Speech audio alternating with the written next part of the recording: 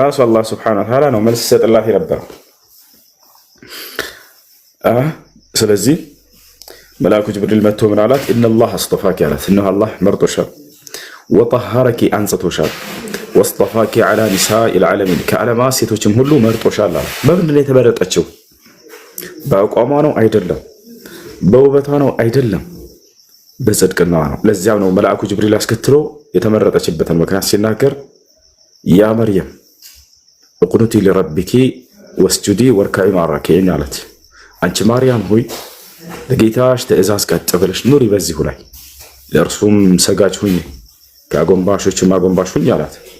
አያቸው የተመረጠችው በአምልኮዋ ነው፣ በጽድቅናዋ ነው። ወካነት ሚነል ቃኒቲን ብሎ አላህ በሌላ ቦታ ላይ መሰከረላት። እርሷ በእኔ ትእዛዝ ላይ ቀጥ ካሉት ነቻ ነው። ነገር ግን መጽሐፍ ቅዱስ ላይ ስትሄዱ ጊዜ ሌላ ታሪክ ነው። ውበቷን አይቶ ያረጣት። ንጉሱም ውበትሽን አይቶ መረጠሽ ይላል። ምንሽን? ውበትሽን። ሰው እንዴት ነው በውበቱ ከአምላኩ ዘንድ የሚመረጠው? ንጉሱ ውበትሽን አይቶ መርጦሻል ይላል መዝሙረ ዳዊት ላይ ምዕራፍ 45 ላይ ብትሄዱ ውበትሽን አይቶ መርጦሻል። ለሰው በውበት አይመረጥም ከአምላክ ዘንድ። ሰው በውበት አይደለም። ማርያም በምንድን ነው የተመረጠችው ይለናል ቁርአን? በጽድቅና አረበቅ ለአምላክ ታዛዥ ለእኔ ታዛዥ ነበረችና ብሎ አላህ ቃል በቃል ይገልጻታል።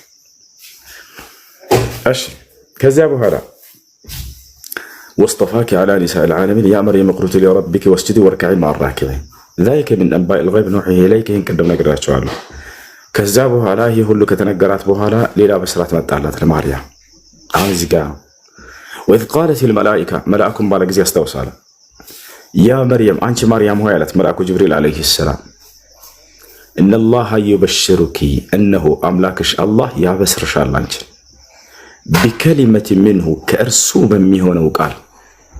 ያ ማለት አላህ ስብሓነሁ ወተዓላ በቃሉ የሚያስገኘው ልጅ አለ ከአንቺ በዚያ ያበስርሻል። እስሙሁ ስሙ ማን ይባላል? የምትወልጀው ልጅ ዒሳ እብን መርየም የማርያም ልጅ ዒሳ ተብሎ ይጠራል። እስሙሁ አልመሲህ ዒሳ እብን መርየም። መሲህ ከባህሪው መካከል አንድ ባህሪው ነው። መሲህ ማለት በርካታ ትርጉሞች አሉት። የተቀባ ማለት ነው። አንደኛው የተመረጠ ማለት ነው። ሱሚየ ቢዛሊከ ሊአነሁ ካነ የምሰሕ ዐላ ዘዊል ዐሃት ወልመረት ፈዩዳዊህም ቢኢዝኒላሂ ዐዘ ወጀል። መሲህ የተባለበት በርካታ ትርጉሞች አሉት። ከእነዚያ መካከል አንደኛው ምንድን ነው? አዳኝ ማለት ነው። አዳኝ አዳኝ ነውና ስለዚህ አምላክ ነው ይላቸዋል። ላ አይደለም።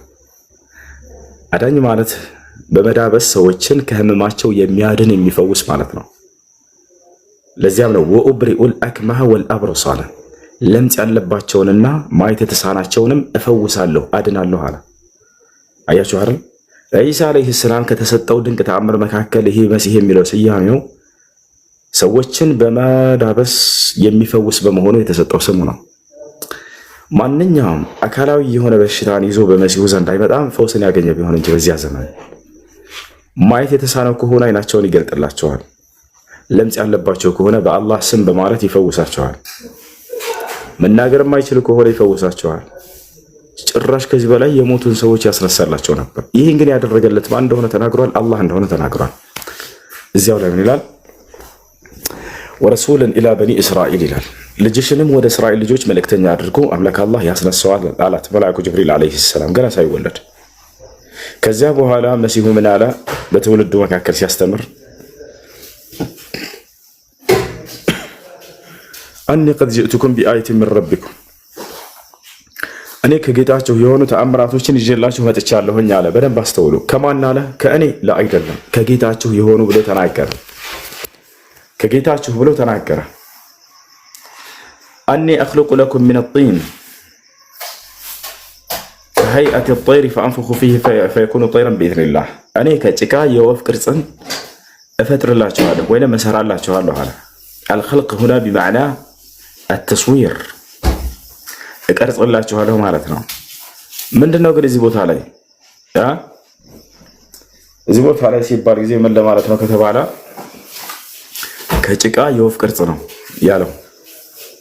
እኔ ከጭቃ የወፍ ቅርጽን እፈጥርላችኋለሁ። ወፍን እፈጥራለሁ ይሏቸዋል። ወፍን እፈጥራለሁ አይልም እዚህ ቦታ ላይ። ከጭቃ የወፍን ቅርጽ ነው ፈጠረ የሚለው እንደ ቁርአንና እንደ ሐዲስ እንደ አረበኛ ቋንቋ ሰወረ ለማለትም ይመጣል፣ ቀረጸ ለማለትም ይመጣል። አንፈጠረ የምትለውን ቃል ይወስዱና ፈጥሯል ይሏቸዋል። አንደኛ ወፍ ፈጠረ አይልም ቃሉ፣ ከጭቃ የወፍ ቅርጽን ነው የሚለው። ወፍን መፍጠርና የወፍ ቅርጽን መፍጠር በጣም የተለያዩ ናቸው። ጭቃውን ማን የፈጠረው? አላህ ሱብሓነሁ ወተዓላ ነው። ከዚያ አላህ ከፈጠረው ፍጡር አነሳና የወፍ ቅርጽን ቀረጸ ዒሳ ለማለት ነው። በሌላ ቦታ ላይ ማስረጃ ስጠን ካላቸው ልስጣቸው። በሱረቱል አንከቡት ላይ ኢብራሂም ዓለይሂ ሰላም ታላቁ ነቢይ አብርሃም ጣዖትን ቀርጸው ለሚያመልኩ ሰዎች ምን አላቸው? እነዚህን ጣዖቶች የፈጠራችኋቸውን ብሎ ገለጸ። ምን ለማለት ነው የፈጠራችኋቸው ማለት? የቀረጻችኋቸውን ለማለት ነው። ኦኬ ፈጣሪ ናቸው ብዬ ከዚያ ይዤ ይሮጣለሁኝ? ላ የለም፣ ፈጣሪ ናቸው እያለ አይደለም አብርሃም። አዲስ ፈጠራ የፈጠሩ ሰዎችን ይሄ የፈጠርከው ፈጠራ በጣም ገራሚ ነው አልኩኝ። ኦኬ አምላክ ነው እያልኩ ነው ይሄን ሰው? ላ አይደለም። ስለዚህ የስራውን ውጤት ቀረጸ ለማለት እየተገለጸ ነው። በሐዲሱ ላስረዳችሁ። ሌላ ሐዲስ ቃለ ነቢዩ ሰለላሁ ዐለይሂ ወሰለም ነቢ ሰለላሁ ዐለይሂ ወሰለም እንዲህ አሉ፣ ኢነ ለዚነ የስነዑነ ሃዚሂ ሱወር ዩቃሉ ለሁም የውመል ቂያማ አሕዩ ማ ኸለቅቱም። ነቢ ሰለላሁ ዐለይሂ ወሰለም ሐዲስ ላይ ምን አሉ? እነዚህ ዛሬ በምድር ላይ የሩህ ባለቤት የሆኑ ፍጥረታቶችን የሚቀርጹ ሰዎች አላህ የትንሣኤ ቀን ምን ይላቸዋል? በሉ የፈጠራችኋቸውን ፍጥሮች ነፍስ ዝሩባቸው ይባላሉ አለ። መጀመሪያ የቀረጻችኋቸውን ካሉ በኋላ ነቢ ሰለላሁ ዐለይሂ ወሰለም ከዛ ቀጥሎ የፈጠራችኋቸውን ይባላሉ። ስለዚህ መፍጠር ማለት መቅረጽ ማለት ነው። ከፍጥረታት ዘንድ ሲታይ ፈጣሪ አላህ ሱብሓነሁ ወተዓላ እርሱም ይቀርጸናልም ይፈጥርናልም። ወለዚ ዩሰውሩኩም ፊል አርሓሚ ከይፈ የሻእ ይላል ሱረት አሊ ዒምራን ላይ በእናቶቻችሁ ማህፀን በፈለግኩት ቅርጽ የምቀርጻችሁ ምን ነኝ አለ። ያ ማለት አፈጣጠራችንን ቅርጻችንን የሚያበጀን ራሱ ነው። ገብቶቻል? እርሱ ደግሞ ይፈጥርናልም። ያ ማለት ነፍስ ይዘራብና ህያው ያደርገናል። አሁን ወደ ዒሳ እንመለስ። ስለዚህ ዒሳ ምንድን ነው ያደረገው ከተባለ እዚያ ላይ ከጭቃ የወፍ ቅርጽን ይቀርጻል። ልክ ህፃን እያለን ከጭቃ የወፍ ቅርጽን እንቀርጻለን። ታዲያ ዒሳ እነኛ ልዩነቱ ምንድነው ከተባለ ከዚህ በኋላ ነው። ፈአንፉኹ ፊህ አለ፣ በእርሷም ላይ እፍልባታለሁኝ አለ። ከዚያስ ወፍ በራሪ ወፍ የማድረገው የማን ስራ እንደሆነ ተናገረ። ፈተኩኑ ጠይረን ቢኢዝኒላህ አለ፣ በአላህም ፈቃድ በራሪ ወፍ ትሆናለች አለ። ስለዚህ በራሪ ወፍ የማድረጉ ስራ የማን ነው? የአላህ እንደሆነ ዒሳ ዓለይሂ ሰላም ተናገረ። ያ ነው። ወኡብሪኡ አልአክመሃ ወልአብረሰ፣ መናገር ማን ነው? ማየት የማይችሉ ሰዎችንና ለምጽ ያለባቸውን ሰዎችንም እፈውሳለሁኝ አለ ዒሳ። እሱንም እንዴት ነው የሚፈውሰው? ቢኢዝኒላህ አለ፣ በአላህ ፍቃድ ነው ግን አለ። ወኡሕይል መውታ ቢኢዝኒላህ አለ መጨረሻ ላይ ሙታኖችን ማስነሳለሁኝ በአላህ ፍቃድ አለ። በአላህ ፍቃድ ማለት አይ ቢአምሪላህ በአላህ ትእዛዝ ማለት ነው። አላህ ያዘለታል፣ ያን ነገር ያደርግለታል ነው። ሌላስ ተአምር ወኡነቢኡኩም ቢማ ተእኩሉን ወማ ተደኺሩን አለ። ቀጥሎ ደግሞ ነቢያቶች ተአምርን ማድረግ ብቻ ሳይሆን የሩቅንና ድብቅ ነገራቶችን እንዲያውቁ አላህ ይሰጣቸዋል። ይህ የነቢይነታቸው ማረጋገጫ ነው። ወኡነቢኡኩም አለ እነግራቸዋለሁ ምን ማለት ቢማ ተእኩሉን የምትበሉትን ምግብ ወማ ተደኺሩነ ፊ ቡዩቲኩም በቤታችሁም ውስጥ የምታከማቿቸውን ምግቦችንም እነግራችኋለሁኝ አለ። ምን ማለት ነው? ለምሳሌ ትውልዱ የዛን ይል እየነገራቸው እያለ አንደኛው ቆሞ እኔ አሁን ምሳይል ሂጄ ቤቴ ምንድን ነው የምበላው ብሎ ቢጠይቅ ዒሳ ይነግረዋል። ይወራቸዋል። ምን እንደምትበሉ ሄዳችሁ እነግራችኋለሁኝ አለ ዒሳ። ከዚያስ ቤታቸው ውስጥ ያከማቻችሁትን ምግብ እነግራችኋለሁ አለ። ለምሳሌ ቤት ውስጥ ምን እንዳስቀመጡ ሰዎች ሄዳው የሚበሉትን ሳይሆን ምን ምግብ እንዳስቀመጡ ሳይሄድ ቤታቸው ቁጭ ብሎ ዒሳ ይነግራቸዋል። ወይንም ጉድጓድ ውስጥ ያስቀመጥከው ሊሆን ይችላል፣ ጤፍ ሊሆን ይችላል፣ ማሽላ እንዳለ ያውቃቸዋል፣ ይነግራቸዋል። አይሰማም? እንደ ልጆች ድምፄን እያወራኝ ነው። አይሰማም? ይሰማል?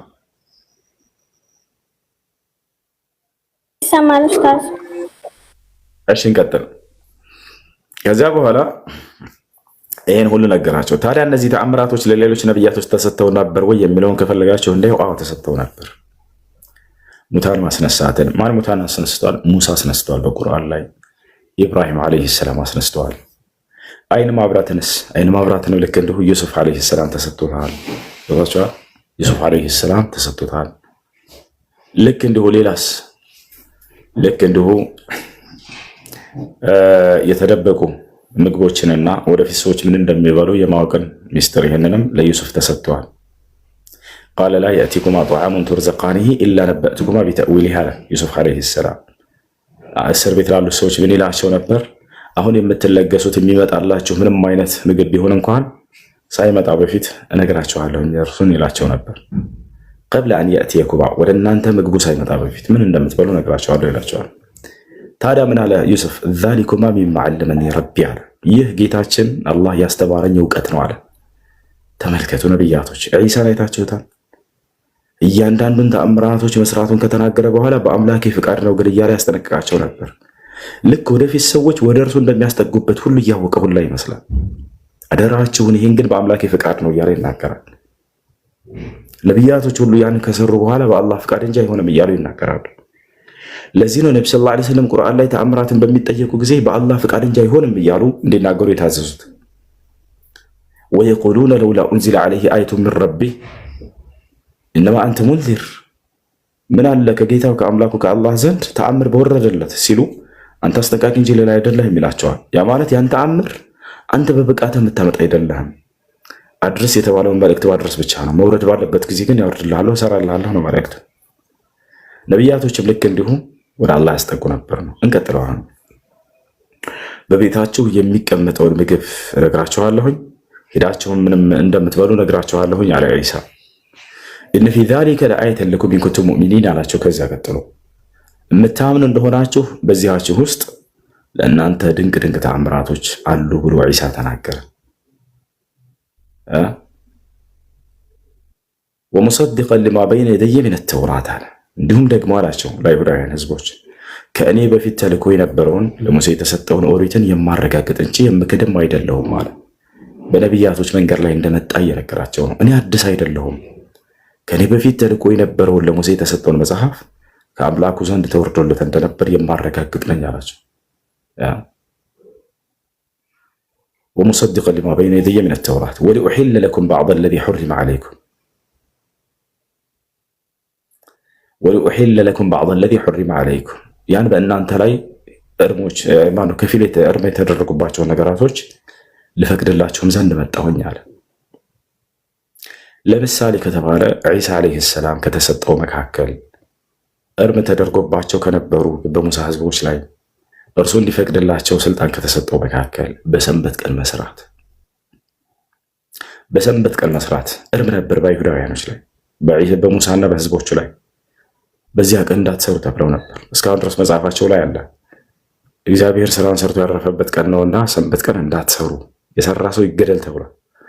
ዒሳ ግን ይሄንን በመካከላቸው ቆሞ በሰንበት ቀን ሰርቶ አሳያቸው። በዚህ ጊዜ ተቃወሙት። እንዴት ይህን ታደርጋለህ ብለው በሰንበት ቀን እንዴት ትሰራለህ?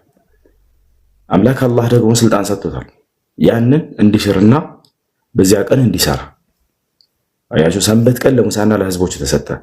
እሁድ ቀን ለዒሳና ለህዝቦች ተሰጠ። ጁምዓ ቀን ለእኔና ለህዝቦች ተሰጠ አሉ ነብዩ ሰለላሁ ዐለይሂ ወሰለም። ገብታችኋል? ስለዚህ ሰንበትን ቀን ሻረና በዚያ ቀን ሲሰራዩ እንዴት በዚህ ቀን ትሰራለህ ሲሉ እኔ ሰንበት ጌታ ነኝ ሲል ጊዜ ኦኬ አምላክ ነው አብ ነው ማለት ነው እያሉ ክርስቲያን ተረድተውታል። አምላክ እንደሆነ የገለጸው አይደለም። የሰንበት ጌታ ነኝ ሲል በሰንበት ላይ ስልጣን የተሰጠኝ ነኝ። ጌትነት ስልጣን ነው ለእነርሱ ለነቢያቶች። የሐዋርያት ሥራ ምዕራፍ 2 ቁጥር 36 ላይ እግዚአብሔር ጌታ አደረገው በእስራኤል ህዝብ ላይ እንደተባለው የሰንበት ጌታ ሲል ጊዜ ምን ለማለት ነው? ሰንበትን እንድሽር ዘንድ ስልጣን የተሰጠኝ ነኝ እያላቸው ነው።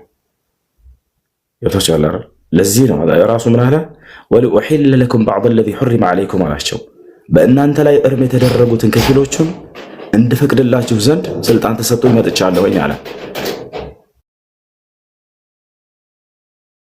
ታዲያ እንደ እርሳቸው እርምና ሐላል ማድረግ ለእርሱ ብቻ ነው ወይ? ላ አይደለም። ለነቢዩ ሰለላሁ ዐለይሂ ወሰለም አላህ ቃል በቃል ይህን ቃል ይጠቀመዋል። ወዩሒሉ ለሁም አጠይባት ወዩሐሪሙ ዐለይሂም አልኸባኢስ ይላል። ሙሐመድም በህዝቦቹ ላይ ሰለላሁ ዐለይሂ ወሰለም ጥሩ ነገሮችን ይፈቅድላቸዋል፣ ክፉ ነገሮችንም እርም ያደርግባቸዋል አለ። ነገር ግን ነቢያቶች ይህን ያደርጋሉ ሲባል ከራሳቸው ነው ወይ? ላ አይደለም። ወማ የንጢቁ ዐኒል ሀዋ ከራሳቸው አንዳችን አይናገሩም። ኢን ሁወ ኢላ ወሕዩን ዩሓ በሚወረድላቸው መለኮታዊ ራእይ ምሪት እንጂ ከራሳቸው አይደለም። ስለዚህ ዒሳም ያንን የሻረው በራሱ አይደለም። በዚያ ላይ አምላክ በሰንበት ቀን ላይ ስልጣንን ስለሰጠው ነው። እሺ እንቀጥላለን። ከዚያ ዒሳ ምን አለ? ወሊኡሒለ ለኩም በዕደ አለዚ ሑሪመ ዐለይኩም ወጂእቱኩም ቢአየትን ሚን ረቢኩም አላቸው። ከጌታችሁ የሆኑ ተአምራቶችንም ይዤላችሁ መጥቻለሁ አለ። ከራሴ አይደለም ነው። ከማን ነው? ከጌታችሁ ዘንድ ነው አለ። ታዲያ ከተአምራቱ በስተጀርባ ምን ይመስላችኋል? ዓላማ መቼም የሆነ ዓላማ ይኖረዋል። ዝም ብሎ ሰዎችን ሄዶ አይሁዳውያኖችን አስጨብጭቦ ለመሄድ አይደለም። ዒሳ ነቢያቶች ተአምራትን የሚያደርጉበት ዓላማ ምንድን ነው? እዚያው ጋር ጠቀሰው። ዒሳ ከህዝቦች ምን እንደሚፈልግ ከዚህ ሁሉ በስተጀርባ ፈተቁላህ ወአጢዑን አላቸው። አላህን ፈርታችሁ አሁን የማዛችሁን ትእዛዝ ብቻ ታዘዙኝ አላቸው። በቃ የሆነ ትእዛዝ ሊሰጣቸው ነው የፈለገው። ከተአምራቱ በስተጀርባ ይሄ ነው ዒሳ ዓላማው። ከዚያ ምን አላቸው? አላህን ፈርታችሁ የማዛችሁን ትእዛዝ ታዘዙኝ አላቸውና ምን አዘዛቸው? ኢነላህ ረቢ ወረብኩም ፈዕቡዱሁ ሃዛ ሲራጥ ሙስተቂም። የእኔም ጌታ የእናንተም ጌታ እርሱ አላህ ነው፣ ስለዚህም እርሱን በብቸኝነት ተገዙት፣ ይህ ነው ቀጥተኛውን መንገድ። ለዚህ ዓላማ ነው ያን ሁሉ ተአምር ያሳየሁት አለ ዒሳ። በቃ ነገር ግን ክርስቲያኖች እዚህ ጋር ቆሙ። በቃ ይህን ተአምራቱን በማድረጉ እርሱን ወደ መለኮት ከፍ አደረጉት። ይህም ቦታውን ሊያስነሳ የሚችለው አምላክ ነው። ዓላማውን ረሱት፣ ዘነኩት። ዓላማው ከተአምራቱ ሁሉ በስተጀርባ ዋና የመጣበትን ዓላማ ትውት የሰራቸውን ድንቅ ተአምራቶች ብቻ እነሱ ላይ ተመርክዘው ወደ መለኮት ከፍ ማድረግ ላ የመጣበትን ዓላማ ብትወዱኝስ ትእዛዜን ትከተላላችሁ አላረላ።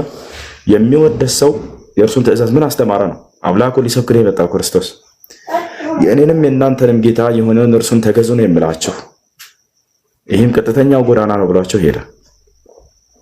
ከህዝቦቹ መካከል የተቀበለ ተቀበለ፣ አንቀበልም ያሉ አስተባበሉት። ከዚያ በኋላ እርሱን ለመግደል አሴሩ።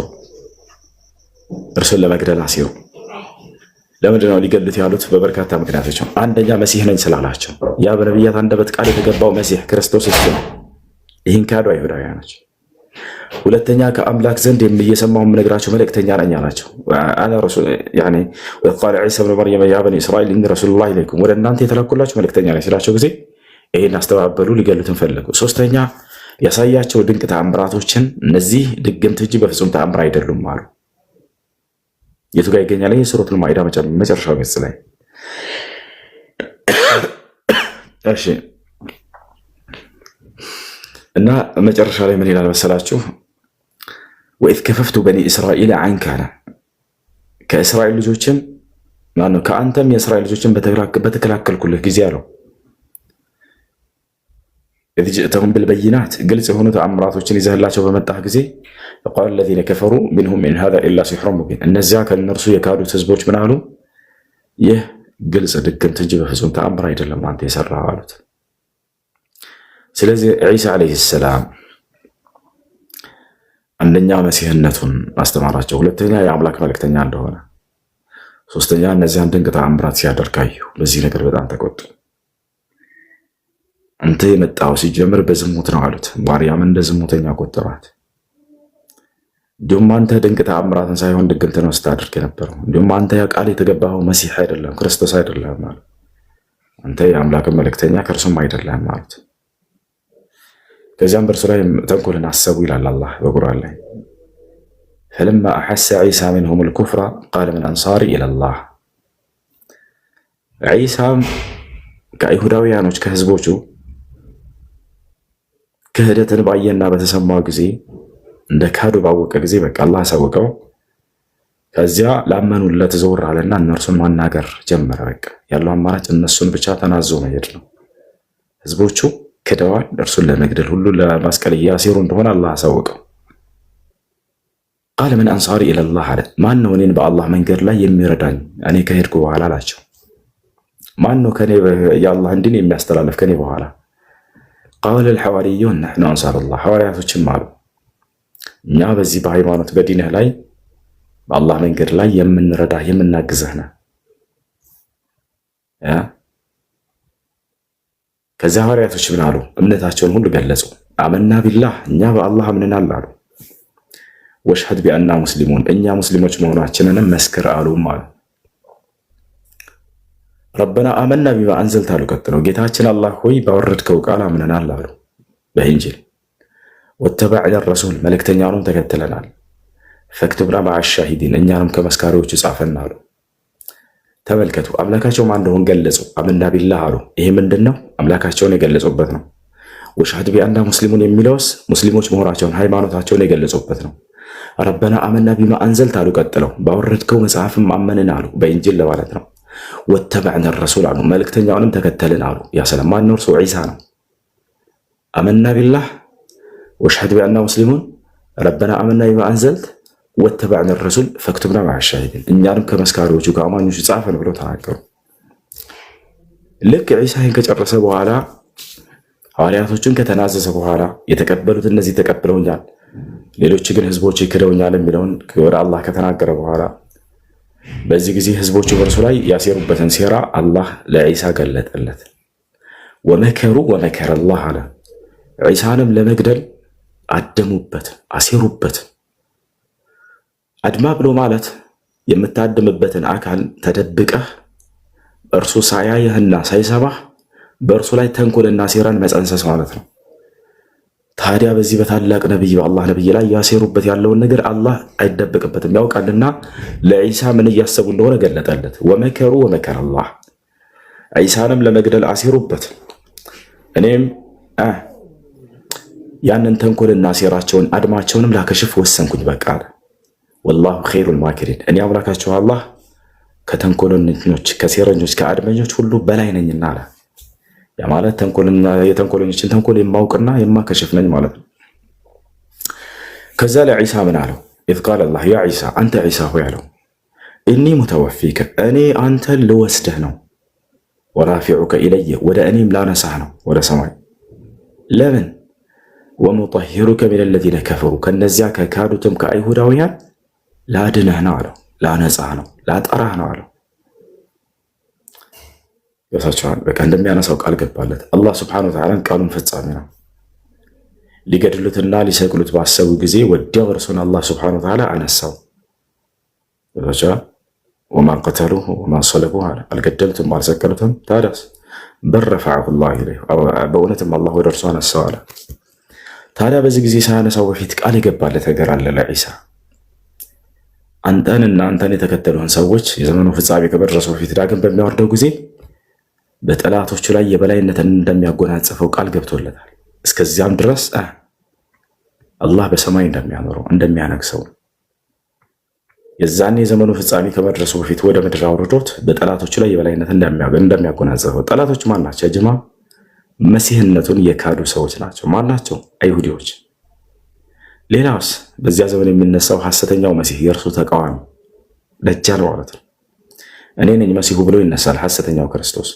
በዚያን ጊዜም አይሁዳውያኖች ለእኛ ቃል የተገባው ክርስቶስ ተነሳ ብሎ ይከተሉታል። በዚያ ጊዜ አምላክ አላህ ከሰማይ መላእክቶችን በመልአክ አሳጅቦ ዒሳን ያወርደዋል በምድር ላይ። ከዚያም ያን ሐሰተኛውን ክርስቶስ በእጁ ያጠፋዋል። ዒሳ እንዲቆይ የተደረገበት ምክንያት አንዱ እርሱ ነው። አይሁዶች የሚጠብቁት ክርስቶስ አለ። ያን ማጥፋት ያለበት ማን ይመስላቸዋል? ኢብራሂም መጥቶ ቢያጠፋው ያስኬዳል? ጥበቡ የአላህ ጥበብ ላይ አያስኬድም።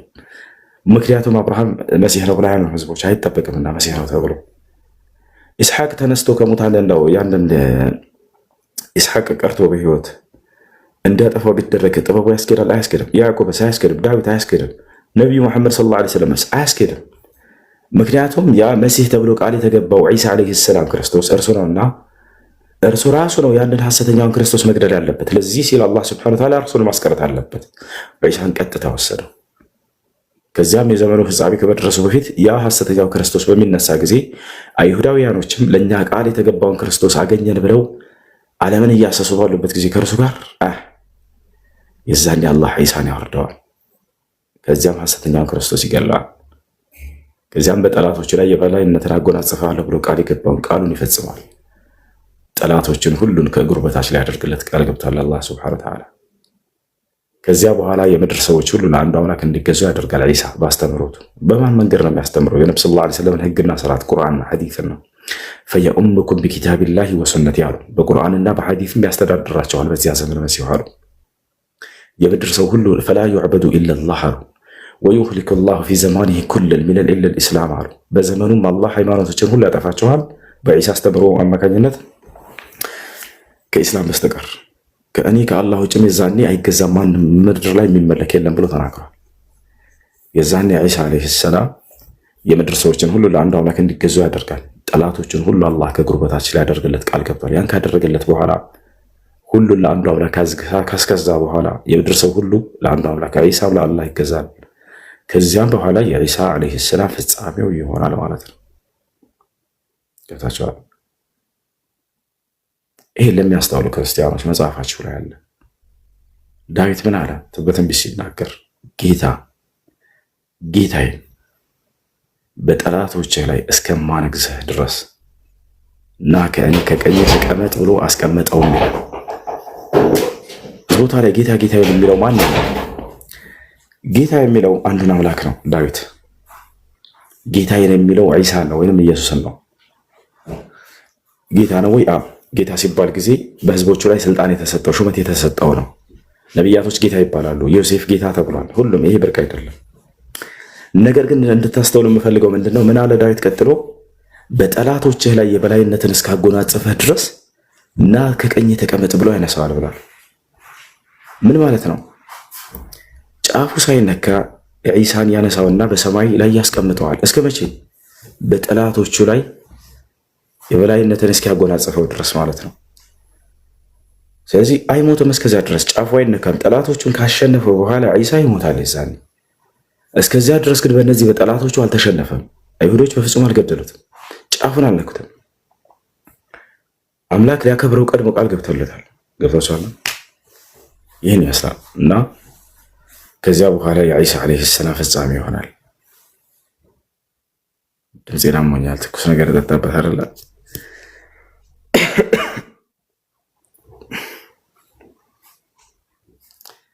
ቢስሚላሂ ራሕማኒ ራሒም አልሐምዱሊላሂ ረቢል ዓለሚን ራሕማኒ ራሒም ማሊኪ የውሚዲን። ምን ልጠጣበት? ሎሚ በማር ሾርባ ጠጣ። ቀድ እክተለፈት አራእ አልኮሜንታተሪይን ፈከይፈ ነጅመዑ በይነ አልአቅዋል አልሙክተሊፋ ኩልሁም አስበሑ ዐንዲ ደካቲራ ኩልሁም አስበሑ ዐንዲ ፊል ኮሜንት ደካቲራ። ሁላችሁ ዶክተር ሆናችሁ ወቀድ እክተለፈት አቅዋልኩም ንግግራችሁም ተጋጨ ተለያየ ትላላችሁ። ማር ሐኪም ቤት ሂድ። كيف حالك يا حسين؟ أنا بخير الحمد لله. هتسمعون كلامي الآن؟ أتكلم معكم هادئا لا أصرخ. زنجبل ጠጣበት፣ ወተት በነጭ ሽንኩርት። ታዲያ የትኛውን ልቀበል? كلكم قد اختلفتم في الكومنت። እሺ አስገቡኝ። መርሐባ መርሐባ መርሐባ መርሐባ። እሺ ያጃውሻ እች ልጅ ከገባች ኢንሻአላህ እምቢ አላት። ምን እናድርግ? የምን ችግር ነው? ስለ እስልምና እየጠየቀች ያለች ልጅ ናች። ኢንሻአላህ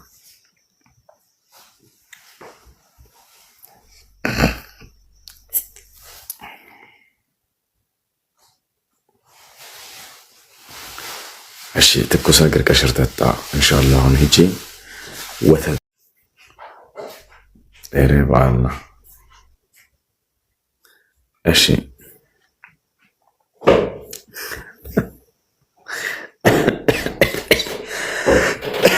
ዝንጅብል ጥሬውን ብትችል አረረር የገባር የባህል ሐኪም ቤት አንድ ቁርአን አንቀጽ ግልጽ ብታደርግልኝ ደስ ይለኛል። ጻፈው አንቀጽ ነው። የትኛውን አንቀጽ ንገረኝ። تسمع كلامي أنا أتكلم معاك هادئا لا أصيح ولا أصرخ ولو أصيح يتقطع صوتي. فهمتموني ولا لا؟ وقد أصبحت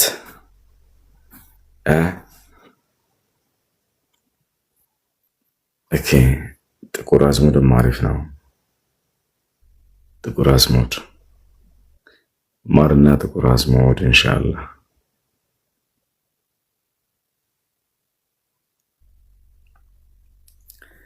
እሺ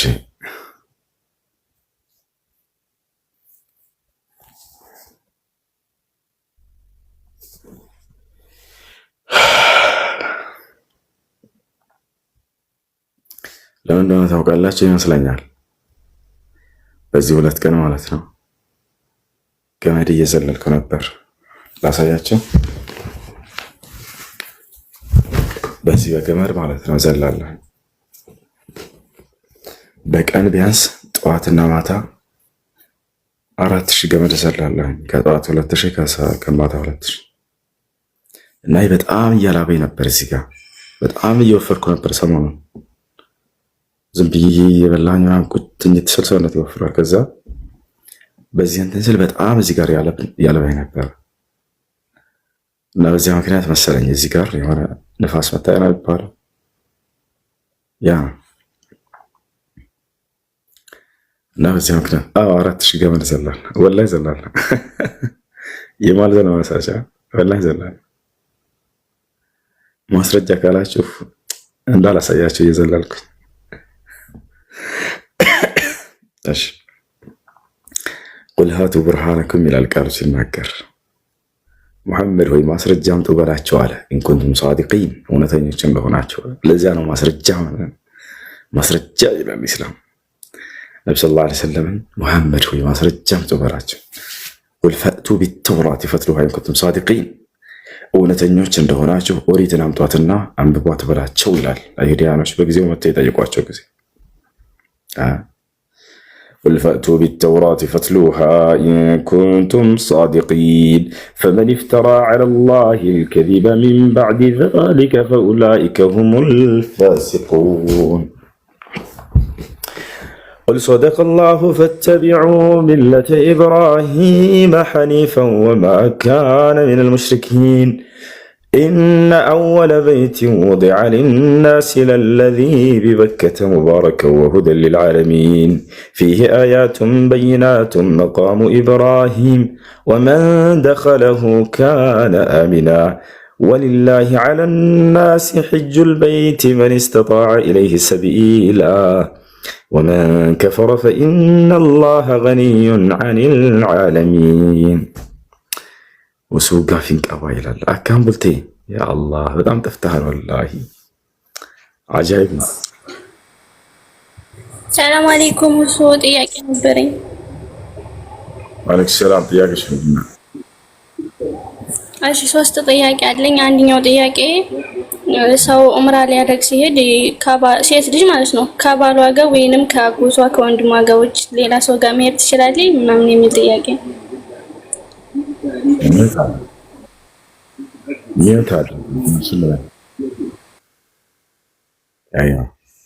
ሴት ልጅ ዑምራ ስታደርግ ጊዜ ከባሏ ከአጎቷ ውጭ ከሌላ ሰዎች ጋር መሄድ ትችላለች ወይ?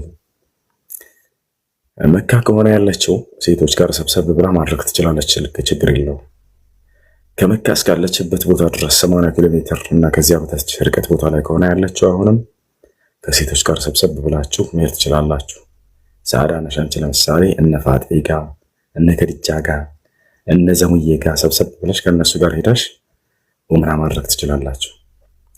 ካለሽበት ቦታ እስከ መካ ድረስ ግን ከ80 ኪሎ ሜትር በላይ ርቀት ላይ ከሆነ ያለሽው በዚያን ጊዜ ከባልሽ ጋር ወይ ከወንድምሽ ጋር ወይ ከአጎትሽ ጋር ወይ ከአያትሽ ጋር ወይ ከአባትሽ ጋር ከነዚህ ጋር አንዱ ጋር ሆነሽ ታደርጋለሽ። ማስረጃ قال النبي صلى الله عليه وسلم لا تسافر المرأة تؤمن بالله واليوم الآخر مسيرة يوم مع ليلته إلا مع ذي محرم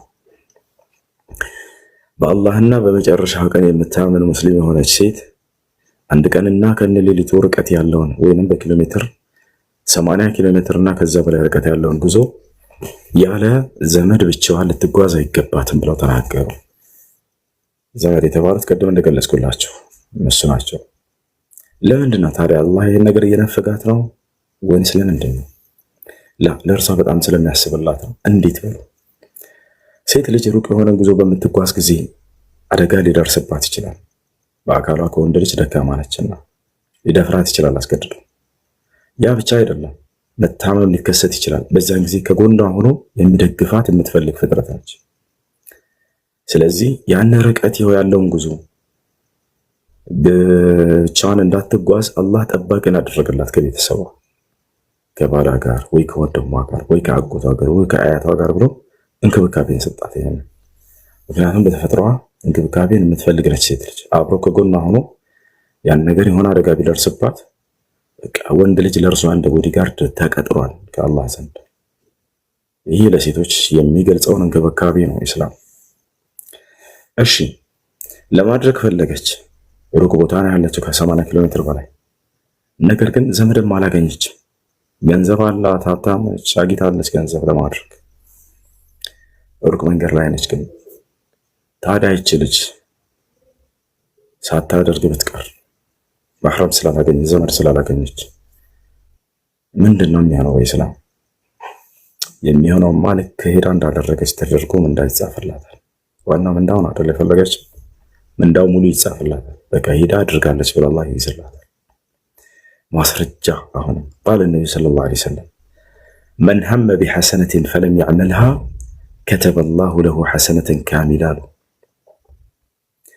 አንድን መልካም ስራ ለመስራት አስቦና አቅዶ ሳይሳካለት ያልሰራ ሰው ልክ እንደሰራ ተደርጎ ከአላህ ዘንድ ሙሉ ምንዳ ሳይጎድል ይጻፍለታል ብለዋል። ስለዚህ በዚህ መሕረም ስላላገኘን ሳንሄድ ቀረን ብላችሁ እንዳታስኑ። አላህ ስብሓነሁ ወተዓላ ያን በማቀዳቸውና በማሰባቸው ብቻ እንዳደረጋችሁት አድርጎ ዑምራውን ሙሉ ምንዳ ይጽፍላችኋል ማለት ነው። ቀጣይ ጥያቄሽ። እሺ ሸክራን ጀዛከላህ ኸይር። ሁለተኛ ጥያቄ እናትዬ እኔን ጡት አጥብታ አሳድገኛለች እና የእናትዬን ወንድሞች እኔን ማየት ይችላሉ እንዴ? ንቃምስ ነው አንቺን ማየት ይችላሉ? አንቺን ማየት ይችላሉ። ለምን? የጥቢ ወንድሞች ስለሆኑ። አንድ ቤት አድርገው ልጨርስ። ወንድማማችነት በኢስላም ለሁለት ይከፈላል፣ በሁለት መንገድ ይገናኛል። አንደኛ የስጋ ወንድም፣ ሁለተኛ የጥቢ ወንድም። የስጋ ወንድም ማለት ከእናትሽና ከአባትሽ የተወለዱ ወይንም ከእናትሽ ወይንም ከአባትሽ ከሶስቱ መንገድ በአንድ መንገድ የተወለዱ የስጋ ወንድም ይባላሉ። የጥቢ ወንድም ማለት ደግሞ በስጋ አትገናኙም፣ እናትሽ ወይ አባትሽ አልወለዷቸውም። ታዲያስ አንቺ ከሆነች ሴት ሂደሽ ጡትን ጠብተሻል። የዛኔ ያቺ ሴት የጥቢ እናትሽ ነች። የእርሷ ልጆች ለአንቺ የጥቢ ወንድሞችሽ እህቶችሽ ናቸው። አንቺን ማግባት አይፈቀድላቸውም። የእርሷ ወንድ ልጆች መሕረም ናቸው። መሕረም ከሆኑ ደግሞ አንቺን ቢያዩሽ ችግር የለውም። ልብ በሉ። የጥቢ ወንድማማችነት ይከሰት ዘንድ ግን መስፈርቶች አሉት። አንደኛ መስፈርት ያ የጥቢ ጊዜ የጠባሽበት ዕድሜ ከተወለድሽበት እስከ 2 ዓመት ድረስ እስካለው ጊዜ ብቻ መሆን አለበት። ከዚያ በላይ ባለው ዕድሜሽ ሂደሽ ጠብተሽ ከሆነ የጥቢ እናትነትን ወንድምነትን አያስከስትም እሱ። ማስረጃ አሁንም ቃለ ስብሓነሁ ወተዓላ ወፊሳሉሁ ፊ ዓመይን አለ። የልጁም ጥቢ የሚጥልበት እስከ 2 ዓመት ድረስ ነው ብሎ ተናግሯል። አንደኛው መስፈርት ይሄ ነው፣ ከተወለደችበት እስከ 2 ዓመት ድረስ ባለው ጊዜ። ሁለተኛው መስፈርት ከዚያ እስከ ሴት ሄደሽ የጠባሽው 5 ጊዜ መሆን አለበት ወይንም ከዚያ በላይ። አንድ ጊዜ ብቻ ሄደሽ ስለጠባሽ የጥቢ ወንድምነትን አያስከስትም፣ 5 ጊዜ። ለዚህም ማስረጃ ቃለት ኡሙል ሙእሚኒን ዓኢሻ ካነት ረዳዓ ፊ ዘመን ነቢ ሰለላሁ ዐለይሂ ወሰለም 10 ፈኑሲኸት ቢ5። በነቢ ሰለላሁ ዐለይሂ ወሰለም ጊዜ የመጀመሪያው የጥቢ መጠን 10 ጊዜ መጥባት ነበር። ከዚያም ግን እሱ ተሽሮ ወደ 5 ተቀነሰ አለች። ተቻላል ወደ 5 ተቀነሰ። ስለዚህ 5 ጊዜና ከዚያ በላይ ከጠባች ሴት ልጅ የጥቢ እናትሽ ነቻች። ስለዚህ አሁን በሁለት መስፈርት ነው። አንደኛው የጥቢው ጊዜ ከተወለደች እስከ 2 ዓመት እስኪሞላ ድረስ፣ ሁለተኛ የጥቢው መጠን እስከ 5 ጊዜና ከዚያ በላይ መሆን አለበት። 4 ጊዜና 3 ጊዜ ከሆነስ የጠባችው የጥቢን መስፈርት አላሟላም። ይህን ከጨረስን አሕካም ረዳዓ ምን ምን ያስፈርዳሉ፣ ምን ምን ያስይዛሉ ወደሚለው ስንል ጊዜ የጥቢ ህግጋቶች፣ አንደኛ ያቺ ሴት የወለደቻቸው ልጆች ወንዶችም ሴቶችም ለአንቺ እህቶችሽ ናቸው፣ ወንድሞችሽ ናቸው። የምን ወንድምና እህት? የስጋ አይደለም፣ የጥቢ ወንድምና እህቶችሽ ናቸው። ስለዚህ እነዚያን የእሷን ወንድ ልጆች አንቺ ማግባት አይፈቀድልሽም፣ ምክንያቱም ወንድሞችሽ ሆነዋል። ይህ የተከለከለበት ማስረጃ አለ ወይ? አዎ።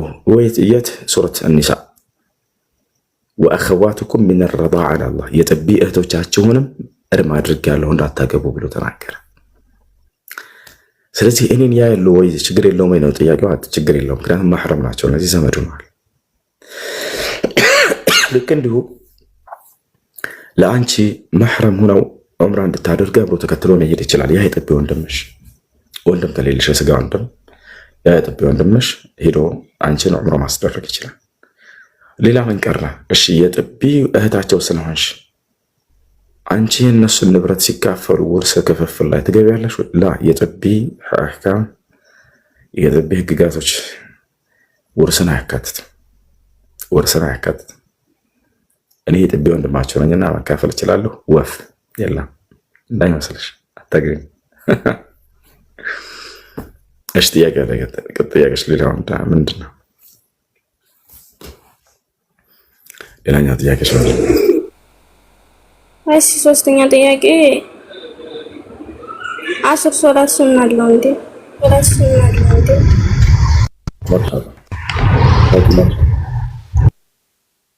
እሺ የመጨረሻው ጥያቄ ምንድነው? የአሱር ሶላት ሱና አለው ወይ ነው። የአሱር ሶላት ከአሱር በፊት 4 ረካ መስገድ ትችላላችሁ። ማስረጃ ቃል ነብዩ ሰለላሁ ዐለይሂ ወሰለም ረሒበ አላሁ ምርአን ሰላ 40 ቀብለ አልዓስር ነብዩ ሰለላሁ ዐለይሂ ወሰለም ሐዲስ ላይ ሲናገሩ ከአሱር ሶላት በፊት 4 ረካ ሱና ሶላት ለሰገደ ሰው አላህ ይዘንለት ብለዋል። ያ ማለት አዛን ከተባለ በኋላ እስከ ኢቃም ድረስ ባለው ጊዜ 2 መስገድ ትችላላችሁ። በሌላ ሐዲስ ላይ ነብዩ ሰለላሁ ዐለይሂ ወሰለም በይነ አልአዛን ወልኢቃማ ሶላት ሊመን ሻአ ብለዋል። በእያንዳንዱ አዛን እና ኢቃማ መካከል ሱና ሶላት መስገድ ይቻላል ለፈለገ ሰው ብለው ተናግረዋል። ሶስተኛ ነቢያቸው ሰለላሁ ዐለይሂ ወሰለም ራሳቸው ይሰግዱ ነበር ከአሱር በፊት 2 ረካ። ከዕለታት አንድ ቀን ልክ ሲመጡ ጊዜ መስጂድ ጊዜው አልፎ ስለነበር የአሱር ሶላት ደርሶ ስለነበር አሱርን አሰግደውም እንደጨረሱ ወዲያው ሂደው 4 ረካ ሰገዱ። ከአሱር በኋላ 2 ለየብቻ አያቸው። ይህ የሰገዱት የትኛው ነው? ያን ያለፋቸው ሲሰግዱት የነበረውን በቀዷ መልክ እየሰገዱ ነው። ያ ነው እንጂ ከአሱር ሶላት በኋላ ባዕድያ ሶላት እየሰገዱ አይደለም። ክልክል ነውና ክልክል ነውና ነቢያችን ሰለላሁ ዐለይሂ ወሰለም ያንን ከልክለዋል። ነሃ ረሱሉላህ ሰለላሁ ዐለይሂ ወሰለም አሰላት ባዕድ አልዓስር ሐታ ተግርበ ሸምስ። የአላህ መልክተኛ ነብዩ ሰለላሁ ዐለይሂ ወሰለም ከአሱር ሶላት በኋላ ሱና ሶላት መስገድን ከልክለዋል ፀሐይ እስክትጠልቅ ድረስ። ነገር ግን ያለፋችሁ ቀባ ከሆነ መስገድ ትችላላችሁ። ሱና ቀባ አለው ወይ? አዎ አለው። ነብዩ ሰለላሁ ዐለይሂ ወሰለም ሰግደዋል። ቡኻሪ ላይ ሙስሊም ላይ ተዘግቧል። እሺ ጥያቄ አለ። ቀጥል።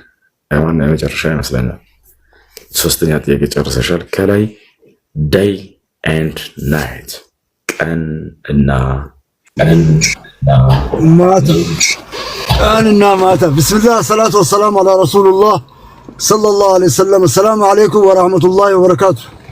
ወአለይኩም ሰላም ወራህመቱላሂ ወበረካቱ። አይ ምን አለ በቃ ልክ እንደ ውሃ ለአንዱ ውሃ እንደሚተላለፈው በየሰፈሩ ወይንም በየቱቦ ቢሆን ኖሮ ምን አለ እንዳው ለተወሰነ እስከምትምሻል ጊዜ እንዳው ድምጽ ባውስ እንዳው የመጀመሪያ እኔ ነኝ ነበር። ልክ እንደ ሰሃቦች የመጀመሪያ እንደምሽቀዳደሙ ድምጽ እንደዚህ እንዳው ለአንድ ሳምንት ቢሆን ለአንድ እስከምሻል ድረስ ኢንሻአላህ እንዳው ባውስ ምን ትላለህ? እሱ ትቀበላለህ? መርሐባ ጀዛከላህ አላህ ይጨምርልህ። ወላሂ አንተን አላህ አንካብን። ወደ ጥያቄ ከሆነ መሄዴ በፊት እሱ መሰለህ ከዚህ በፊት ሁሉ ጊዜ ነው ዱዓው እንደማረግልህ ነው ኢንሻአላህ። እሱ እንደ ፐርሰናል እንዳይሆንብኝ እንዳው ስላተዘጋጀህበት ነው ወይስ ይቅደልልህ ነው ወይስ ምንድነው? አንተው በዚህ ወጣትነት አንተው ምስት ለአለመግባት ያዘ ነገር አለ? እቺ ብቻ መልስልኝ በእናትህ። እኔ ሁሉ ጊዜ ስላሳሰበኝ ነው።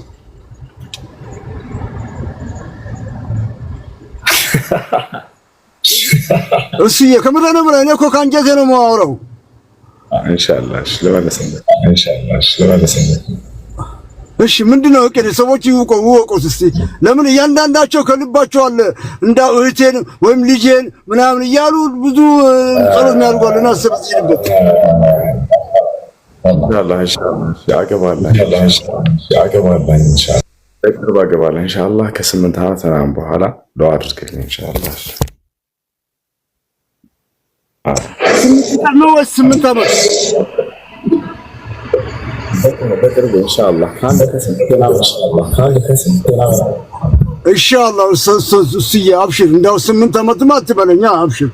መጪው ረመዳንማ አላህ ሱብሓነሁ ወተዓላ ከብቸኛ አላህ ያውጣ። ለምን መሰለህ የሚያሳስበኝ والله أستاذ إني إن شاء الله والله أتقبل እንዳው ሐኪም ቤት ከምትሄድ እኛ እዚህ ጽፈን እንዳው የተለያየ መድኃኒት ከምትሰጥህ አጠገብህ እንዳው ያያት ዲን ያላት አንተ እንዳንተ ዲን የምታስተምር አላህ Subhanahu Wa Ta'ala በአኺራም በዱንያም ለአላህ Subhanahu Wa Ta'ala የምትወድ አላህ እንዳንተ የምታስብል አላህ እስተ አላህ Subhanahu አንተ እንደምታስተምር አንዳንተ የምታስተምር ከልጆቿ ከሷ የምታገኝ አላህ እስተ እንዳጠገበ ቁጭ ብለህ ህመሙ አጠገበ ብለህ እንዳው ጭንቅላቷ ላይ እጅ ስሳ ህመሙ የሚሻል አላህ ያርግልህ ህመሙ እሷ ጋር ነው ኢንሻአላህ ህመሙ አላህ ያምጣልህ እኔ ከምረ ነው ዱዓ ማድረግልህ ኢንሻአላህ መጪ ረመዳን ደግሞ አላህ ለዛ ጋር ያውቃል ከረመዳን ከብቸኛ አላህ ያውጣ አሚን በል ከመጪው ረመዳን አላህ ብቸኝና አላህ ያውጣ በደስታ በፍቅርኛ ደግሞ በደስታ ምን ይቀበል አላህ ያርግልህ በደስታ በፍቅር ደግሞ አላህ Subhanahu ሲድር የመንታ ልጆች አላህ እስተ እንደ ሰሃቦችና እንደ ነብያቸው ኢንሻአላህ ልጆች አላህ እስተ ኡስታዝ ጀዛከላሁ ኸይር ጀዛ እዚህ በዚህ አጠባቃለሁ ሌላ አንድ ጥያቄ አለኝ ኡስታዝ አንድ ሰሃባ ረሱላችን ሰለላሁ ዐለይሂ ወሰለም ያ ጀማ አንድ ሰው የነብያችን ሰለላሁ ዐለይሂ ወሰለም ስም ሲነሳና ኡስታዝ ደግሞ ብዙ ጊዜ ነብያችን ሰለላሁ ዐለይሂ ወሰለም ያለ ስል ፕሊዝ ቤቱን ሩሙን እንደ እስልምና አድርጉት ሰላዋት አወርዱ ወንድሞቼ በሌላ ነገር እንኳን እንሽከዳደማል እቺ እንዳትረሳች ወንድሞቼ አው ለምን መስታወስ ለሙሙን ይጠቅማል ወንድሞቼ በጣም እቺ ነገር እንደቀላል እንሰደው ለማስፈልጌ ነው እና ነብያችን ሰለላሁ ዐለይሂ ወሰለም ኡስታዝ በመስጊድ ውስጥ አንድ አራቢ መጥቶ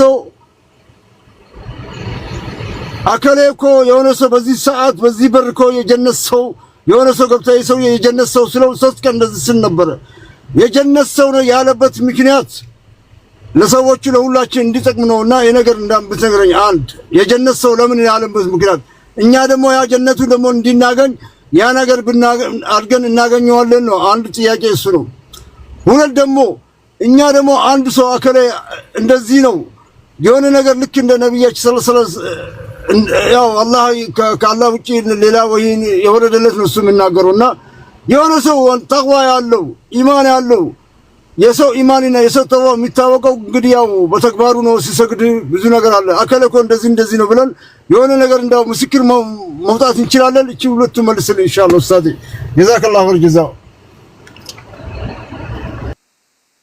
መርሃ እሺ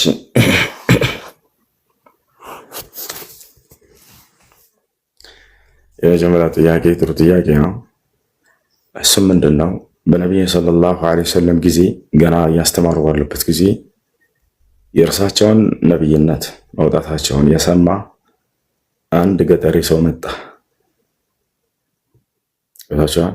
ያ ሰው መጣና ከገጠር ነው ግመሉን ዘብቶ መጣ አንተ الذي بعثك الله አላቸው አንተ ነህ የአምላክ አላህ የላከህ አላቸው ነዓም አሉት ምን ባደርግ ነው አላህ ገነት ሊያስገባኝ የሚችለው እርሱን ንገረኝ የምትነግረኝን ሁሉ አደርጋለሁ በዚያም ላይ አልጨምርም አልቀንስም እሱን ንገረኝ አላቸው አንተ አዕቡድ الله ولا تشرك به شيئا አሉት አላህን በብቸኝነት ልታመልክና ልትገዛ ነው በእርሱም ላይ ቅንጣት ላታጋራ ነው አሉት ከዛስ ወተቂሙ الصلاة ሶላትን በአግባቡ ጠብቀህ ልትሰግድ ነው አሉት ወቱቲ الزكاة ዘካንም ልትሰጥ ነው ከገንዘብህ ለድሃዎች ወተሱም ረመዳንን በአመት አንድ ወር ልትጾም ነው ወተሐጅ البيت إن استطعت إليه سبيلا ከቻልክም መንገዱን እና ጣጣዎችን መቋቋም ከቻልክ ወደ መካ ሄደህ ሐጅ ልታደርግ ነው አላቸው አርአይተ ኢን ፈዐልቱ ذلك أدخل الجنة አላቸው እስኪ እንዳው ንገረኝ ሙሐመድ ይሄን ከሰራሁኝ ያዘዝከኝን ትእዛዛት ገነት እገባለሁ አላቸው ነዓም አሉት አዎ ትገባለህ ለአዚድ ወላ አንቁስ አለ ከዚህ ላይ አልጨምርም አልቀንስም አለ ከዚያ ዘወር ብሎ ይሄ ሰው ግመሉን ዘብቶ ተመለሰ ነብያችን ሰለላሁ ዐለይሂ ወሰለም ጋር መጥቶ የጠየቀው አራቢ ነው አሁን ያስተማሩትን እስልምናን ዋና መሰረቶች ትእዛዛቶች ነው እንደው ሌላ ነገር ባይሰራ እንደው በጥቅሉ ማለት ነው ወይ ለአንድ ዘመናት አይደለም ይህ ጥቅላው የሆነ ንግግር ነው ነብዩ ሰለላሁ ዐለይሂ ወሰለም የነገሩት በአላህ ልታምን በእርሱን ልትገዛ በእርሱ ላይ ቅንጣት ላታጋራ ማለት አላህ የተናገረውን በነብዩ ሰለላሁ ዐለይሂ ወሰለም ቁርአንና ሐዲስን ያንን ሊተገብር ማለት ነው እንጂ እነዚህን ብቻ ማድረግ ለማለት አይደለም كلام عام يراد به يعني ኩል ሸራኢዕ አልኢስላም የእስልምና አጠቃላይ ህጋቶች ታስቦበት የተነገረ የሆነ ንግግር ነው። እንደ አጠቃላይ የአዕራቢ የጠየቀው ጥያቄ ገጠር ሰው የጠየቀው ጥያቄ በጣም ጠቃሚ ነው ለሁሉም ሰው። የእስልምናን ህግና ስርዓቶች ትእዛዛቶችን እስከጠበቀ ድረስ ሰውየው ገነት እንደሚገባ የተገለጸበት የሆነ ቃል ነው። ሁለተኛ ምን ነበር? ሁለተኛ ጥያቄ እሺ፣ ሁለተኛ ጀዛከላሁ ኸይር።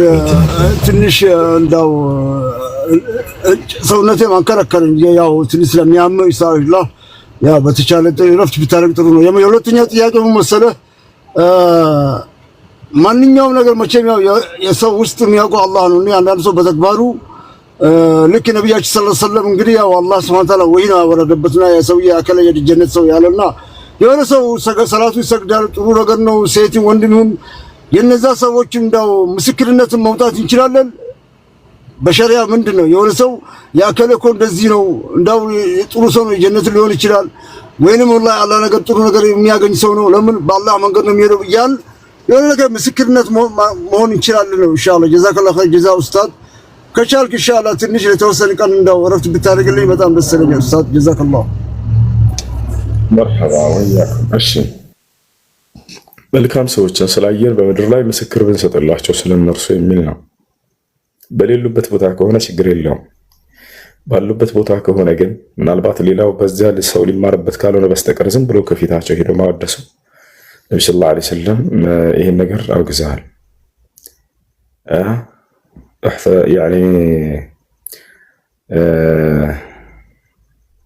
احثوا يعني التراب على وجه المداحين او كما قال النبي صلى الله عليه وسلم በሚያመሰግኗቸው በሚያሞካሿቸው ፊት በሰዎች ፊት በእነርሱ ላይ አፈርን ርጩባቸው አሉ። ያ ማለት አንስተህ አፈር ርጭባቸው ለማለት ሳይሆን ያንን ነገር ተገቢ እንዳልሆነ ቃሉን ለመግለጽ ነው። አንዳንድ ሰው ስታመሰግነው ጊዜ በዚያ ነገር ላይ የሚቆራና የሚንጠባረር በሌሎች ላይ እንደ ጻድቅ የሚያጫውተው ሰው ሊኖር ይችላል። እንደዛ መሆን የለበትም። ነገር ግን ያን ሰው እሱ በሌለበት ልታወድሱ ትችላላችሁ። እንዲሁም ደግሞ እርሳቸው ባሉበት ሊሆን ይችላል። ነብዩ ሰለላሁ ዐለይሂ ወሰለም ጋር መጥተው ሰዎች አወድሷቸው ነበር። ለምሳሌ አንተ ከአላህ ዘንድ ለውላ ከማ ሰለይና ወላ ተሰደቅና ወላ ሱምና ወላ ተመርና ይሉ ነበር ሰሃቦች። መጨረሻ ህይወታቸው ላይ ነብዩ ሰለላሁ ዐለይሂ ወሰለም ሰሃቦች አመስግነዋቸው ነበር።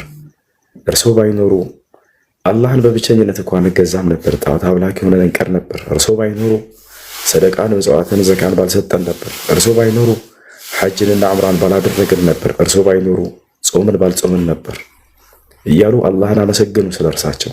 አያችሁ፣ በጣም መስግነዋቸዋል። አላህ ጀዛቸውን ይክፈላቸው።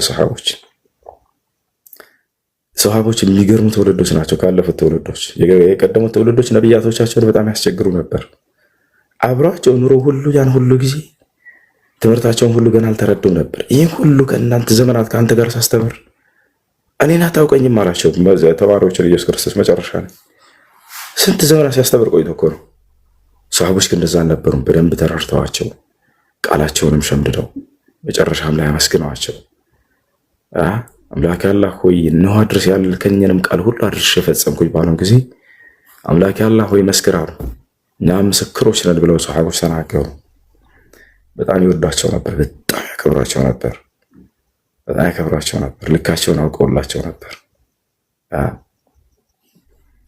አንድ ከነቢዩ ሰለላሁ ዐለይሂ ወሰለም ዘንድ የተላከ ንጉስ ነበር። መልእክተኛ ተደርጎ ወደ አንድ ንጉስ ጋር ነቢዩ ሰለላሁ ዐለይሂ ወሰለም ደብዳቤን አስይዘው ላኩት ወደ ኢስላም ና ለማለት። ከንጉሶች መካከል በየዓለም ላይ የዛኔ ንጉሳቶችን ደብዳቤ ልኮላቸው ነበር። ከተላከው መካከል አንድ ሰሃባ ነው። ከዛ ደብዳቤውን ይዞ በገባ ጊዜ በቃ እንደሚገሉት ወስነው ነገሩት። ነገር ግን ከመግደላቸው በፊት ደብዳቤውን ቀደዱት። ከነብዩ ሰለላሁ ዐለይሂ ወሰለም የተላከውን ደብዳቤ ወደ እስላም ጥሪ ነው። ያንን ባየ ጊዜ ተናዶ አንተንም ገድያ ነው ትራለው። ነገር ግን ጥያቄ ጠየቀን ሰሃባ፣ በአንተ ምትክ አሁን ሙሐመድን አንጥተው ገድለን አንተን ነፃ እናውጣ ብትባል ምን ትላለህ? አይደለም እርሳቸውን መተው በእኔ ቦታ እንድትገድል አሁን እኔ እዚሁ ያለሁኝ እርሳቸው ባሉበት ስፍራ እግራቸውን እሾህ እንድትወጋቸው አልመኝም፣ አልፈልግም አለው። ያክል እንደሚወዷቸው አያቸው። አይደለም እዚህ መተው ጫፋቸው ልትነካቸው ባሉበት ቦታ ሆነው አሁን እሺ እግራቸው እንድትነካቸው አልፈልግም ብሎ ተናገረ። በጣም ይወዳሉ። ልካቸውን ያውቁላቸው ነበር። በጣም ያከብሯቸው ነበር። ይህን ያዩ የራሳቸው የዓለም መንግስታቶች በየሀገሩ የነበሩ መንግስታቶች ወጥ ሰራዊቶችን ይልኩ ነበር። እስኪ ሙሐመድና ጓደኞቻቸውን ተመልከቱ ሲባሉ ሲሄዱ ጊዜ በጣም የሚገርም ክብር ለእርሳቸው እንደነበራቸው አይተዋል። እና ይህን ይመስላል። ሰሃቦች አላህ ጀዛቸውን ይክፈላቸው። በጣም ልዩ ክብር ነበራቸው። አቡበክር ስዲቅ ረዲየላሁ ዐንሁ ሩሒ ለሩሒከ ፊዳ ያ ረሱለላህ ይላቸው ነበር። ነፍሴ ለእርሶ ነፍስ መስዋዕት ትሆንልዎት ይላቸዋል። በጂሃድ ጊዜ ከፊታቸው ቆሞ ሲፋለም ጊዜ፣ በኡሁድ ጦርነት ጊዜ ምን ያክል ፍቅራቸው እንደተስተዋለ። የኡሁድ ጦርነት ጊዜ ሙስሊሞች የተሸነፉበት ጊዜ ነው። የተሸነፉትም የነብዩ ሰለላሁ ዐለይሂ ወሰለም ትዕዛዝ በመጣሳቸው ምክንያት ነበረ። እንዴት ነው ከተባለ ትንሽ ልንገራቸው እና ላብቃ እዚሁ። የኡሁድ ጦርነት ኡሁድ የሚባለው መዲና ላይ የሚገኝ አንድ ቦታ ነው። የዛን ጊዜ ጦርነቱ በጣም በርካታ ናቸው ከመካ የመጡ ከሃዲያኖች፣ እንዲሁም ደግሞ መዲና ላይ የነበሩ መናፍቆች ከሙስሊሞች አፈግፍገው ነበር።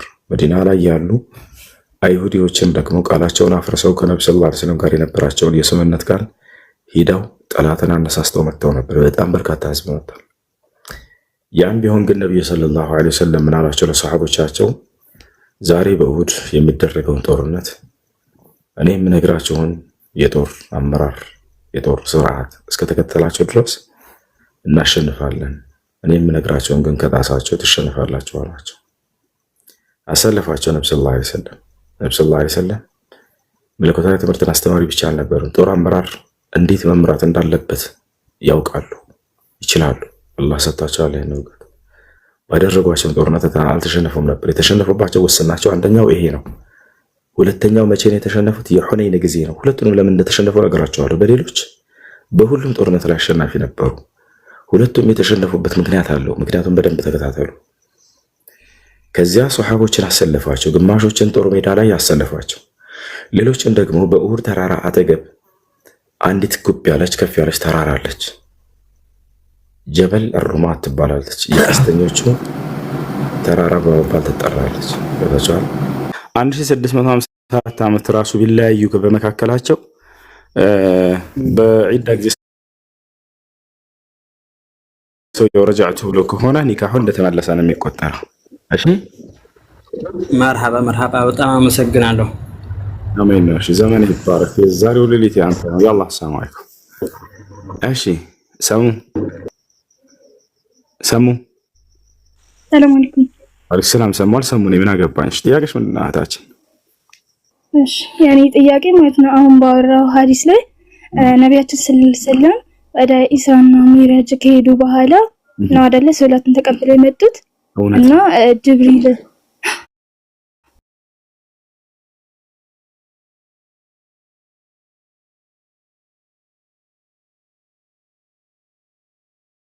አሰግደው ነበር እና የሚባል ነገር አለ እና ማለት እንዴት ነው ያሰገዱት? ማለት አሁን ጅብሪል ያሳያቸው ኢስራና ሚዕራጅ ከሄዱ በኋላ ማለት ከዛ ከተመለሱ በኋላ ነው አይደል ያሳያቸው? ያው በጣም ጥሩ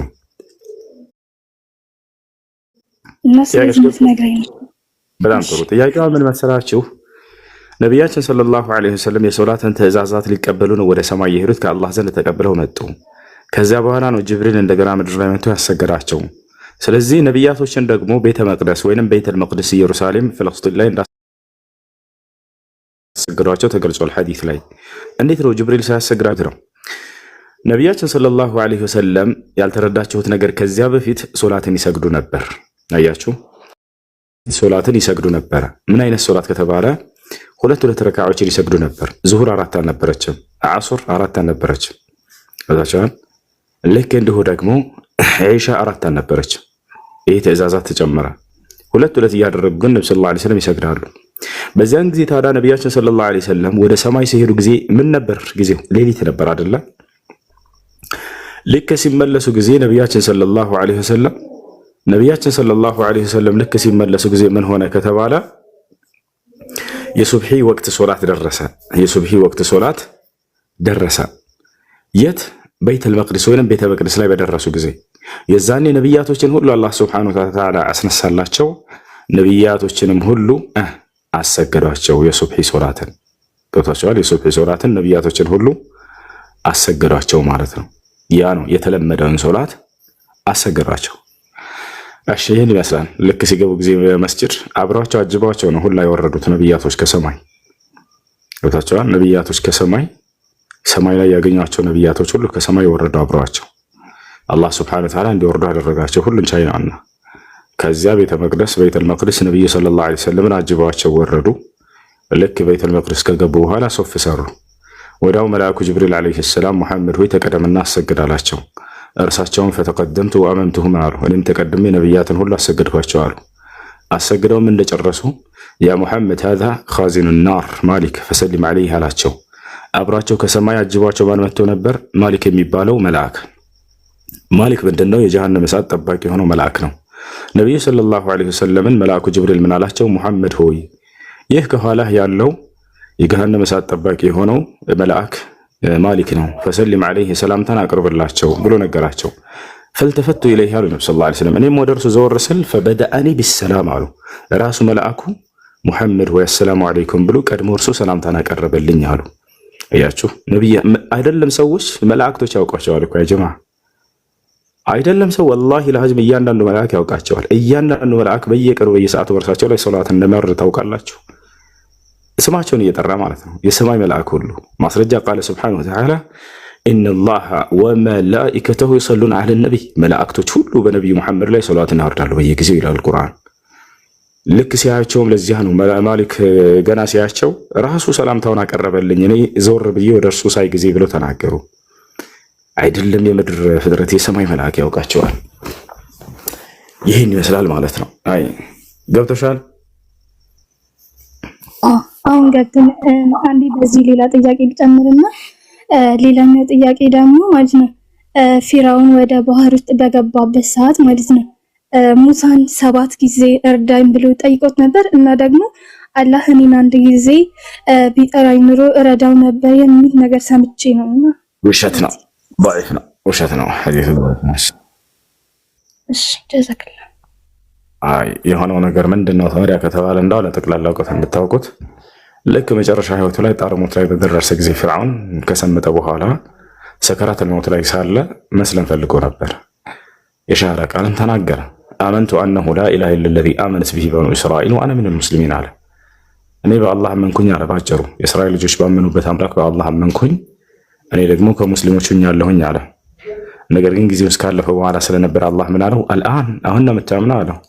ወቀድ ዐሰይተ ቀብል ከዚህ በፊት ስታመፀኝ ኑረህ ወኩንተ ሚነል ሙፍሲዲን ከአጥፊዎቹ ነበር ካለው። ስለዚህ ተቀባይነት ያላገኘበት ምክንያት ሰክራተል ሞት ላይ ስለነበር ነው። ሩሁ መውጣት ስትጀምር ነው ይሄ ቃል እየተናገረ ያለው።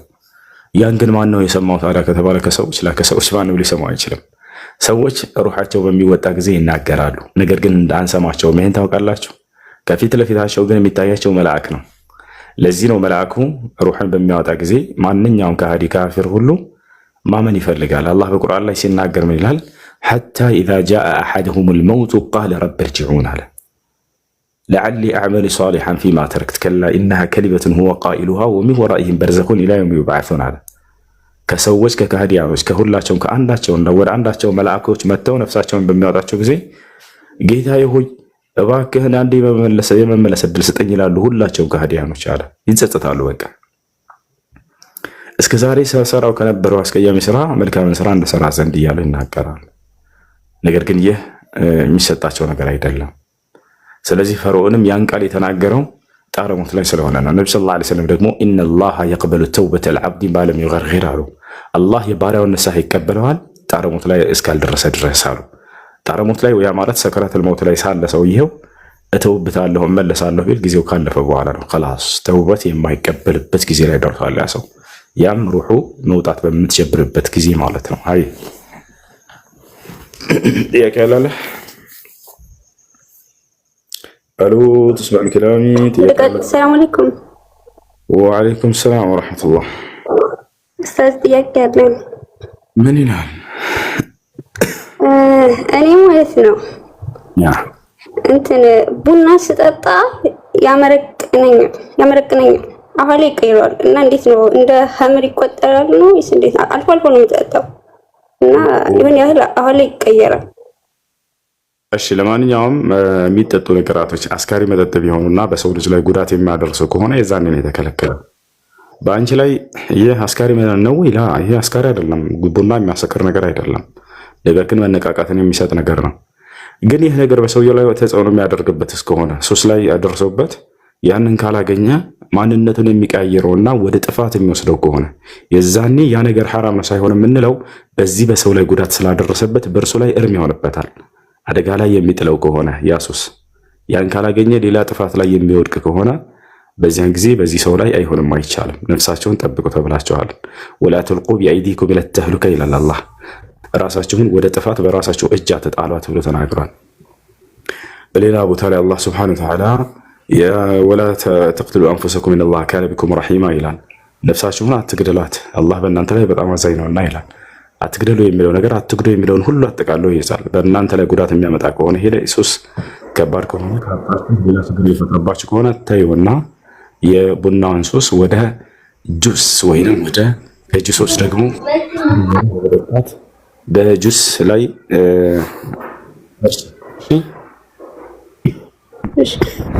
ሱስ ነው ቢኮ አይደለም ኡስታዝ፣ ከጠጣሁት ብቻ ነው አሁን እኔ ችግሩ እንጂ ሱስ ምናምን አይደለም። አልፎ አልፎ ነው። ሌላ ችግር የሚፈጥርብሽ ከሆነ ታዩ በቃ ይቅርብሽ። እሺ እሺ ኡስታዝ እሺ ሽክራን።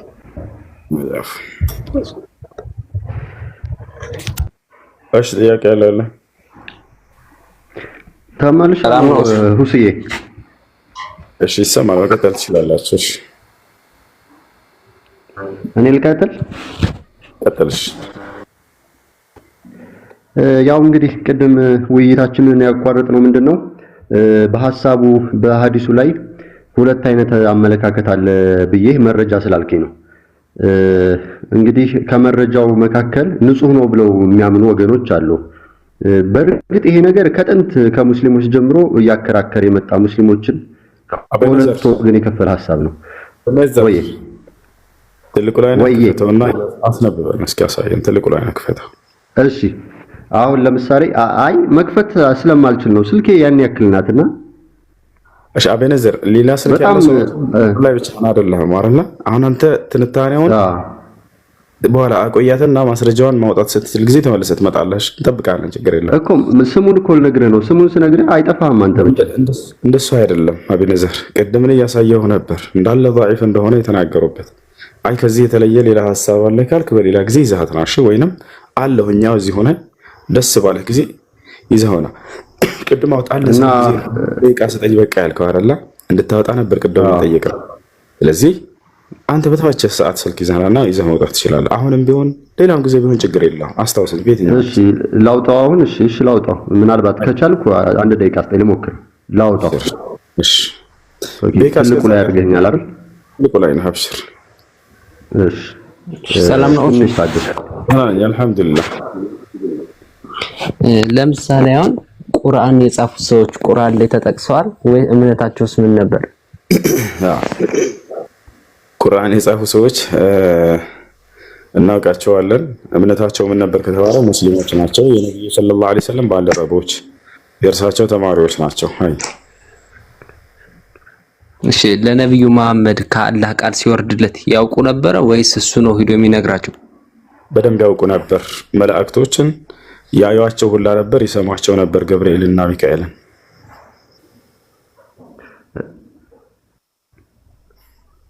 እሺ ለምሳሌ ሁሉን አዋቂ ከሆነ በምን አሁን ያለውን ነገር አስቀድሞ አላየም ነበር? የትኛው ዘመን አይደለም። አላህ ነብዩ መሐመድ ሰለላሁ ዐለይሂ ወሰለም አስቀድመው ያውቃሉ። አላህ አሳውቋቸው አይተውታል። እስከ ዘመኑ ፍጻሜ ድረስ የሚሆነውን ሁሉ አይተዋል። ለምን ይህ እንዲሆን ፈቀዱ? የትኛው አላህ የሚመጣውን አስቀድሞ አዋቂ ከነበረ አሁን የሚሆነውን ነገር ለምን አስቀድሞ አላየም ነበረ? መቼም አሁን ያለንበት ዘመን በክፋት እንትን ያለ ነውና እንደዛ ነው ይሄን ጥያቄ ጠየቁ። ይሄ ከሰዎች ነው የሆነው። አላህ እንትን ብሎት እኮ አይደለም። ሰው ነፃ ምርጫ ፈቃድ ተሰጥቶታል አይደል? ቤካ ጥፋትንም ያደርጋል ጽድቅንም ያደርጋል። አላህ ታዲያ ነገር ግን ይሄን ነገር ከልክሏቸዋል አታድርጉ እያለ የሚከለክል መጽሐፍን እንዳውም አወረደላቸው።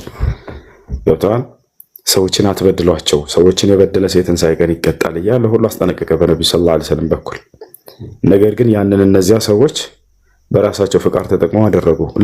ልክ የመጀመሪያው ዲያብሎስ በራሱ ነፃ ምርጫ ፍቃድ ተጠቅሞ አምላክን አልታዘዝም ብሎ ኃጢአትን እያሰራ እንዳለ ሁሉ ልክ እንዲሁ ከሰዎችም የአምላክን ትእዛዝ አመፀው ኃጢአትን የሚያደርጉ ሰዎችን የሚገሉ ሰዎችን የሚያጠፉ ሆነው እንጂ አምላክ አላህ ሱብሓነሁ ወተዓላ ይሄን ነገር አድርጉ ብሏቸው አይደለም፣ እያስደረጋቸውም አይደለም።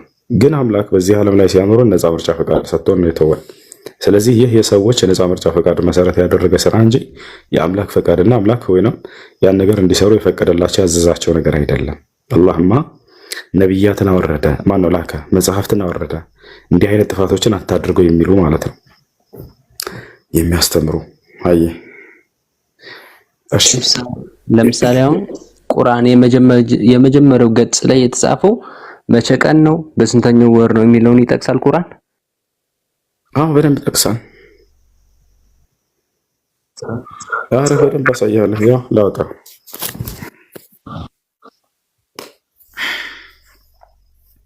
መቼ ወር ነው ብሎ ጠይቆናል። መቼ ቀን ነው የሚለውንም ጠይቆናል። ቁርአን መውረድ የጀመረበት ሁለቱንም ላሳያቸው ነው። አብሽሩ። ያ ቁርአን በየትኛው ወር መውረድ ጀመረ? ያውና ላሳየህ ነው። አላህ ሱብሓነሁ ወተዓላ ምን አለ መሰለህ? ያን ለየት ነበር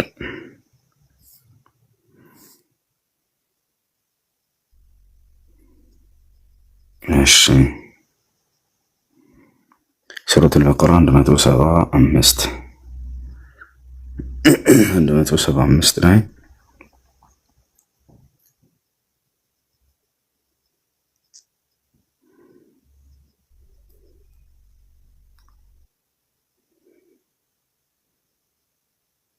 በየትኛው ወር ነው ቁርአን መውረድ የጀመረው? ያውና ይርታ 185 ነው። 185 ያው ምን ያለ አላህ ሸህሩ ረመዳን الذي انزل فيه القرآن ቁርአን የተወረደበት ያ የረመዳን ወር ነው ይላልና ወሩ ያውና እንድትጾሙ የተጻፈባችሁ ያ በእርሱ ውስጥ ለሰዎች መሪ ከቅን መንገድ እና እውነትን ከውሸት የሚለዩ ገላጮች አንቀጾች ሲሆን ቁርአን የተወረደበት የትኛው ወር ነው አቤኔዘር? የረመዳን ወር ነው ይለናል። ስለዚህ ቁርአን በየትኛው ወር እንደተወረደ ቁርአን ላይ ማስረጃ አለ ወይ? ያው በረመዳን ወር ነው። እሺ በየትኛው ቀን ነው? በለይለቱል ቀድር ቀን ነው። እሱም ደግሞ ቃል በቃል እናሳይ። ያ ማለት ከረመዳን የመጨረሻዎቹ ሌሊቶች ላይ ያውና በረመዳንም ሆኖ ዝም አላለም። ቀን ነው ወይንስ ሌሊት ነው? በየትኛው ነው መወረድ የተጀመረው? እንመልከት። ያውና እስኪ ኢና አንዘልናሁ ፊ ለይለቱል ቀድር አለ አላህ ሱብሓነሁ ወተዓላ። እሺ ያው ምን ይላል? እኛ ቁርአኑን በመወሰኛይቱ ሌሊት አወረድነው ይላል። ጭራሽ ጊዜውን ሁሉ ይናገራል። በሌሊት ወቅት ነው የተወረደው። እርሷም የመጨረሻዋ የረመዳን ወር ላይ የረመዳን የመጨረሻዎቹ ውትር ቀናቶች ላይ ሌሊቶች ላይ በእነዚያ እንደተወረደ ይናገራል። ይህ ነው አቤኔዘር። አወረድ ነው የሚለው አልገባኝም። አወረደው ነው አወረድ ነው? እሺ አላህ ሱብሓነሁ ወተዓላ በአራት መንገድ ይናገራል። አንደኛ እኛ እያለ ይናገራል። ሁለተኛ በተናጠል እኔ እያለ ይናገራል። ሶስተኛ እርሱ እያለ ይናገራል። አራተኛ ያ እያለ ይናገራል። በአራቱ መንገድ ይናገራል። እኛ የሚለውን ቃል መሰለኝ እየጠየቅ ያለው ለሁለት ይከፍላል። እሱ አንደኛ የበዜትኛነት አለ፣ ሁለተኛ የግነተኛነት አለ። እንደ ቋንቋ የበዜትኛነት ማለት ብዙ አካሎች ሆነው አንድን ስራ ሰርተው ሳሉ ከመካከላቸው ያን ስራ አንዳቸው በወጥቶ በሚገልጽ ጊዜ የሚጠቀምበት ቃል ነው። እኛ የሰራነው ስራ ይላል። ለምሳሌ ሁሌ ምሳሌ መሰጠበት አለ። ተማሪዎች አሉ። አንድ ክላስ ውስጥ 50 ተማሪዎች አሉ እንበል። 10 ተማሪዎች ከፈላቸውና መምህሩ የቤት ስራ ስሩ አላቸው። ሰርተው መጡ። ከአስሮቹ ከመካከላቸው አንዳቸው ወጥቶ ያን የሰሩትን በሚያቀርብ ጊዜ እኛ የሰራነው አሳይመንት ይላል። አያርን እኛ የሰራነው የቤት ስራ ይላል። ይህ ምን ይባላል? የበዜትኛነት ይባላል። ብዙ አካሎች ከበስተጀርባው እንዳሉ እንረዳለን በዚህ ጊዜ። ስለዚህ እኛ የሚለው የመጀመሪያ የበዜትኛነት እርሱም ብዙ አካሎች ሆነው አንድን ስራ ሰርተው ሳሉ ከመካከላቸው አንዳቸው ያን ስራ በሚገልጽ ጊዜ እኛ የሰራነው የቤት ስራ የሚለው ማለት ነው። ይህ ነው። ሁለተኛው ደግሞ የግነት የክብርኛነት ነው። አንድ አካል ብቻውን ሆኖ ሳለ ገናና የሆኑ ስራዎችን ሰርቶ ክብሩንና ልቅናውን ግነቱን ለመግለጽ እኛ ብሎ የሚገልጽበት አገላለጽ ነው። ገብቶሃል አይደል? አላህ ሱብሓነሁ ወተዓላ ታዲያ የትኛው ነው የብዜትን ነው የግነትን ነው ያሰበበት ወደሚለው ስንመጣ ጊዜ አሁን እኛ አይደለንም የምንወስንለት፣ ራሱ ነው ሊነግረን እንደሚገባው ቁርአን ላይ። ታዲያ ወደ ቁርአን ስንመለስ ስለ ራሱ ማንነት ሲነግረን አንድ ብቻ ነጠላ እንደሆነ ይነግረናል። የቱ ጋር ከተባለ ቁል ሁወ አላሁ አሐድ፣ ሙሐመድ ሆይ በል እርሱ አላህ አንድ ብቻ ነው በላቸው አለ። በሌላ ቦታ ላይ ወኢላሁኩም ኢላሁ ዋሂድ ላ ኢላሃ ኢላ ሁወ አርረሕማኑ ረሒም ይላል። አምላካችሁ እርሱ አላህ አንድ ብቻ ነው አለ። አየህ፣ በማንነቱም በምንነቱም አንድ ብቻ እንደሆነ ገለጸ። አላህ የሚለው ማንነቱ ነው። አምላክ የሚለው ምንነቱ ነው። አላህ በምን ነው አንድነቱ ብለው ይጠይቋቸዋል አይደለ? ምን ነው አንድነቱ ይላቸዋል። በማንነቱም በምንነቱም በላቸው። የቱ ጋር ነው በማንነቱ አንድነቱን የገለጸው? ቁል ሁወ አላሁ አሐድ ሙሐመድ ሆይ በል እርሱ አላህ አንድ ነው ይላል። ምንነቱስ ምንድን ነው? አምላክ ነው። በመለኮቱስ ስንት ነው? ብቸኛ ነው፣ አንድ ብቻ ነኝ አለ። የቱ ጋር? ሱረቱል በቀራ ላይ ወኢላሁኩም ኢላሁ ዋሂድ ላ ኢላሃ ኢላ ሁወ አርረሕማኑ ረሒም አለ። እኔ አምላካችሁ አላህ አንድ ብቻ ነኝ፣ ከእኔ በስተቀር ሌላ ማንም አምላክ የለም አለ። ምንድነው ከተባለ ይሄ ምንነት ይባላል። እናንተ ምንድናችሁ ብትባሉ ሰው ናችሁ። ገብታችኋል አይደል? ማነህ ብትባል ስምህን ትነግረኛለህ።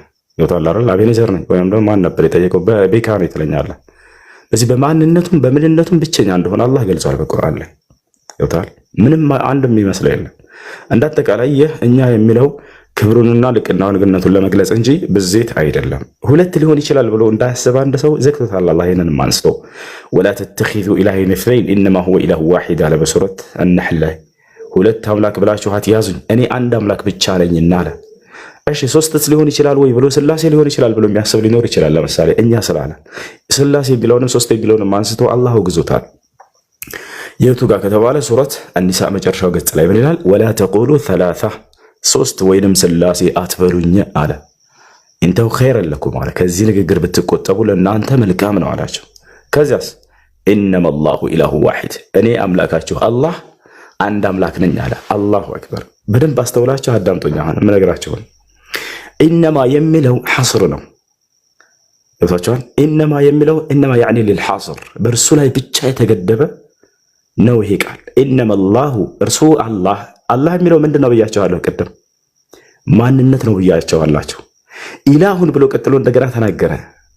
አምላክ ማለት ነው። ይሄ ደግሞ ምንነቱ ነው። ስለዚህ ዋሂድ ብሎ መጨረሻ ላይ ዘጋው። እኔ በማንነቴም በምንነቴም አንድ ብቻ ነኝ፣ በፍጹም በዚህ ላይ የሚጋራኝ ማንም የለኝም እያለ እየተናገረ ነው። ያ ጀማዓ ኢነማ አላሁ ኢላሁን ዋሂድ እርሱ አምላካችሁ አላህ አንድ አምላክ ብቻ ነው አለ። በማንነቱም በምንነቱም ብቸኛ ነው።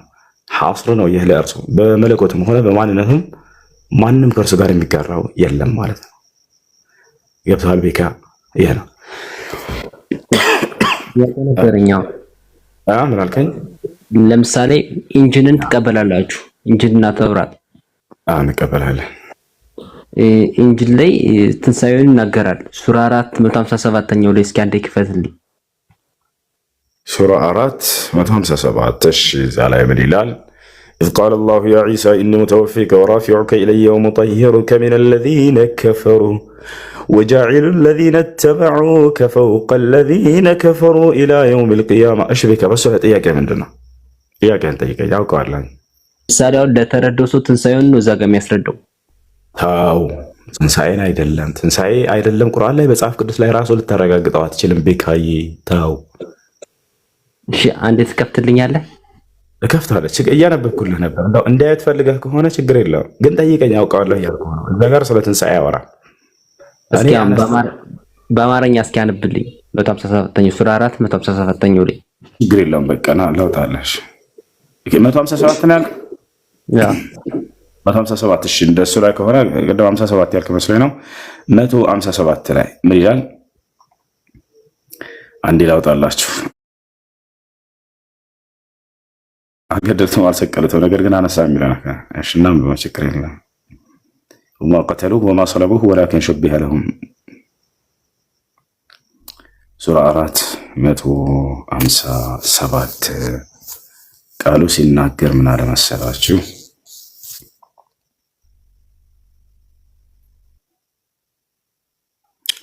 ያውናሽ እዚህ ጋር ትንሣኤ ሊያረጋግጥልን ነው። ቤካ አንብበውና እስኪ ንገረን። ቤካዬ ትንሣኤን እዚህ ጋር የቱ ጋር ያገኘኸው? ቤካ ቤክነት ቤክ ዓለም ይታያል። እንዳውም ሞትና ትንሣኤን ድምጥማጡን የሚያጠፋ የሆነ አንቀጽ ነው ያመጣኸው። በደንብ አድርገህ አስተውለህ አዳምጠኝ። እኛ አሉ ማናቸው? እኛ የሚሉት አይሁዲዎች ናቸው። ምን አሉ? እኛ የአላህን መልእክተኛ የመርየምን ልጅ አልመሲህን ገደልን በማለታቸው ረገምናቸው አለ። ተመልከት፣ እንዳልተገደለ አላህ እያረጋገጠ ነው። ገደልኩ በማለታቸው ራሱ ረገምኳቸው እያለ ነው። የአላህ መልእክተኛ የማርያም ልጅ ሲሉ ጊዜ የአላህ መልእክተኛነትን እያመኑ መስሏቸው ነው? እየተሳለቁ ነው። የአላህ መልእክተኛውን ገደል ነው ይላሉ፣ እየተሳለቁ ነው። አልመሲህን ሲሉ ጊዜ እዚህ ቦታ ላይ መሲህነቱን አምነን ነው አይደለም፣ እኔ ክርስቶስ ነኝ እያለ የሚናገርን ለማለት እያሉ እየተሳለቁ ነው። ገብታችኋል አይደል? በመሳለቅ መንገድ ነው በእርሱ ላይ ይሄን እየተናገሩ ያሉት እንጂ የአላህ መልእክተኛ መሆኑን መሲህ መሆኑን አምነው እንዳይመስላቸው። እኔ የአላህ መልእክተኛ ነን መሲህ ነኝ ያለውን ገደል ነው ያለ። በዚህ ቃል ነው ሊገሉት የሚያሉት እኔ መሲህ ነኝ ስላላቸው እንደሆነ በዚሁ ትረዳለህ። ቤካ አየህ አይደለ? ይሄን ተቃውመው ነው እነዚህ ሰዎች ያንን ሰው እየገደል ነው ያሉት። ከዚያ ከአምላክም ነኝ ስላላቸው ከአምላክ አይደለህም እያሉት ነው፣ ሐሰተኛ ነህ እያሉት ነው። ከዚያ አስቀጥሎ ብላ አለ አላህ አልገደሉትም አለ፣ አልሰቀሉትም። አላሁ አክበር።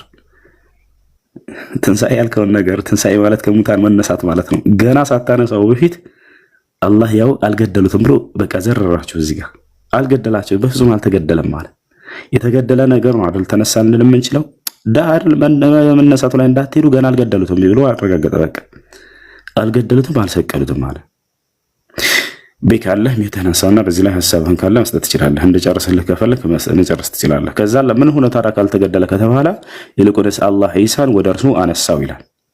ኢሳ ወደ አላህ ተነሳው። ወደ አላህ ሲባል ወደ ሰማይ ለማለት ነው ልጆች። የማለት አላህ ከቀኙና ከጎኑ አስቀምጦታል ማለት አይደለም ጳውሎስ እንዳለው። ነገር ግን አላህ Subhanahu Wa Ta'ala በክብሩ ቦታ አስቀምጦታል። ያ ሲባል በሰማይ ላይ አንስቶት በሁለተኛው ሰማይ ላይ ይገኛል ነው። ማን ነው እሱን ያላችሁ? ራሳቸው ነብዩ ሰለላሁ ዐለይሂ ወሰለም በአካል ሄደው አግኝተውት ነው። በአካል እንዳገኙት ማስረጃ አለ ወይ? አዎ አለ።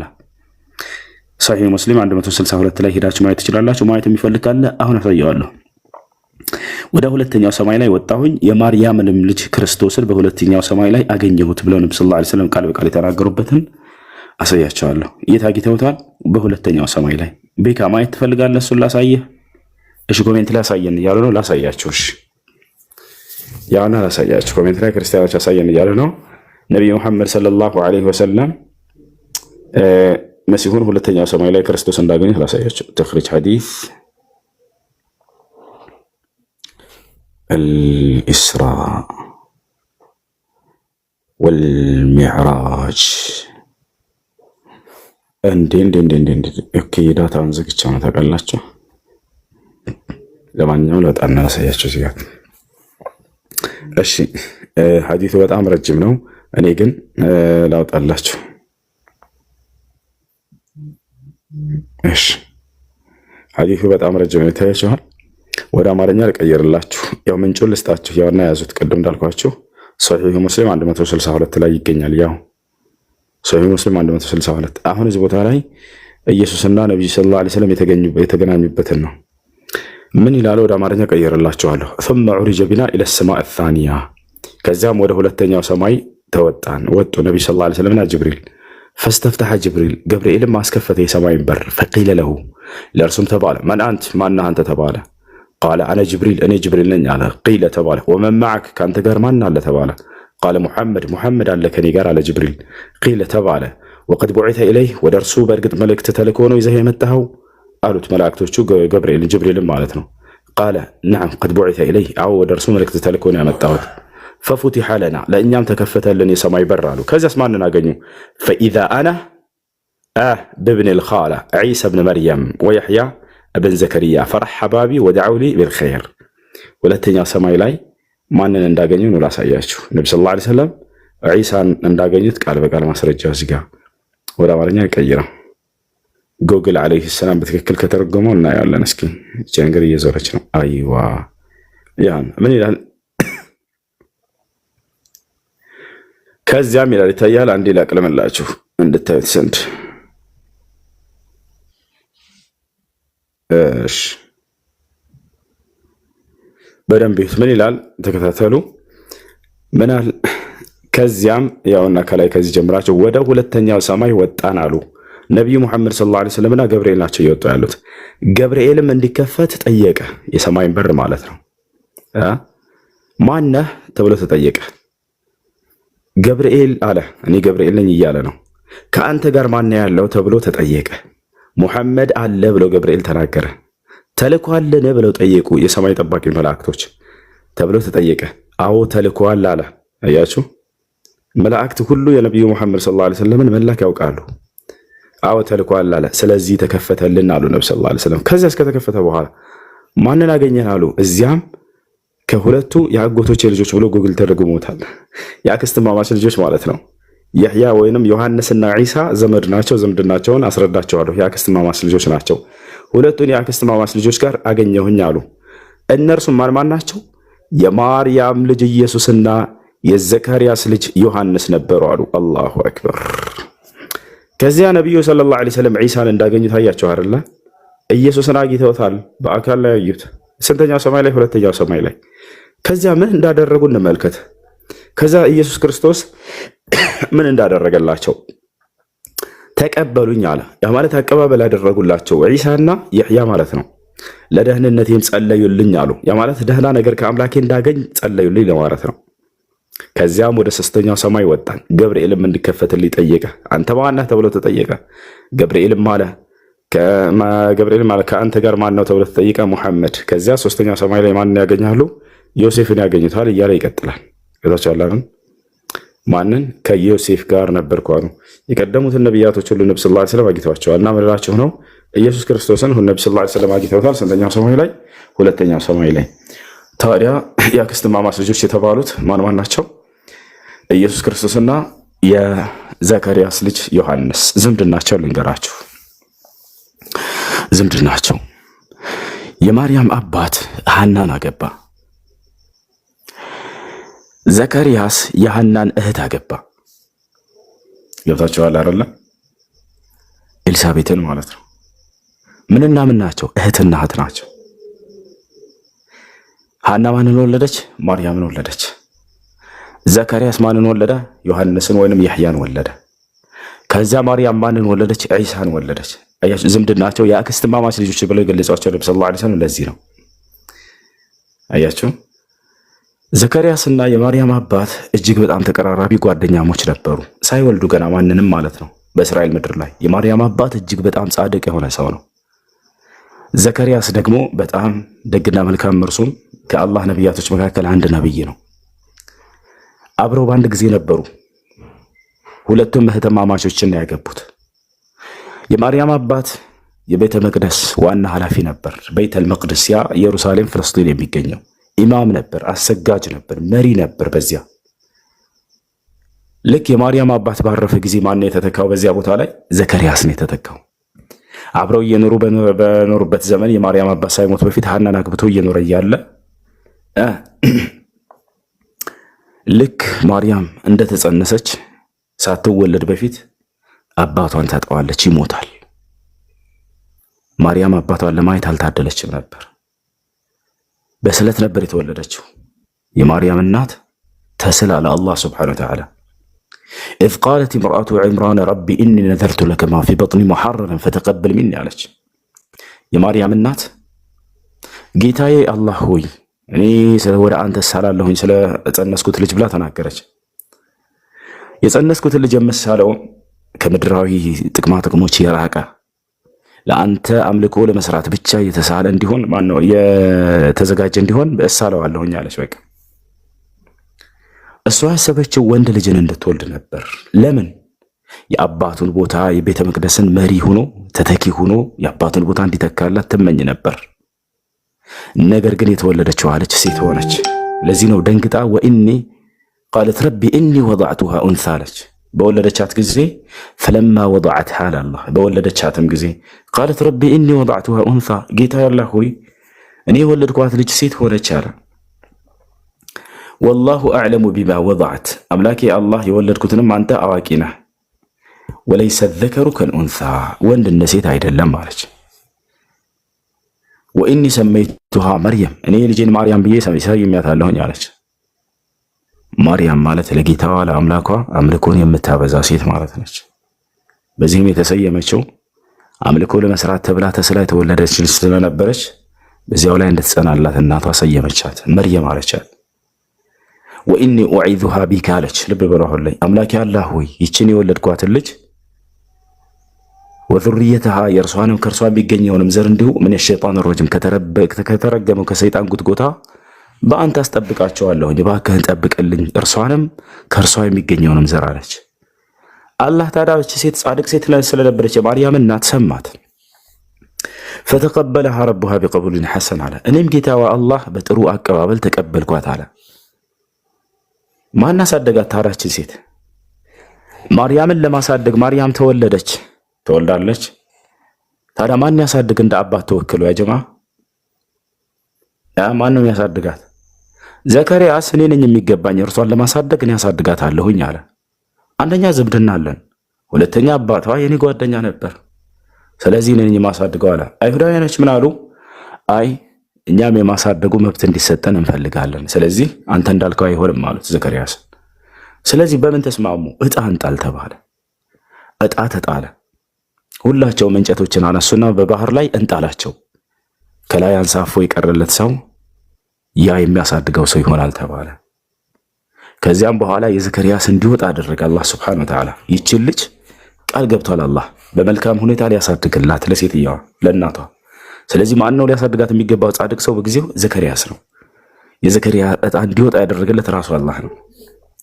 ለዚህ ማስረጃ እዚያው በቁርአኑ ላይ ሲናገር አላህ ذلك من أنباء الغيب نوحيه إليك ይላል።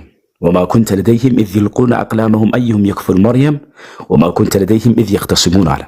ማርያምን ማናቸው ማሳደግ እንዳለባቸው ሲጨቃጨቁና ሲከራከሩ አልነበርክም ሙሐመድ። ማርያምንም ለማሳደግ ዕጣን ሲጣጣሉም አልነበርክም አለ። እኔ ግን በቦታው ሁሌ ያለሁ ነኝ፣ ያ ማለት ሁሉን የማውቅ ነኝ። አንተ ባትኖርም ያውና እኔ ስላለሁ እየተረኩልህ ነው ያለ እየነገራቸው ነው። ከዛ ማን እንዳሳድግ ተወሰነ። ወከፈለሃ ዘከርያ አላህ ዘከርያስም አሳደጋት እርሷን አለ። ዘከርያስ ታዲያ እንዴት አሳደጋት? ከቤተ መቅደስ አጠገብ ለራሷ ትንሽዬ ሚሕራብ ቤተ አምልኮ ትንሽ እየሰራላት በዛች ውስጥ አሳደጋት ማለት ነው።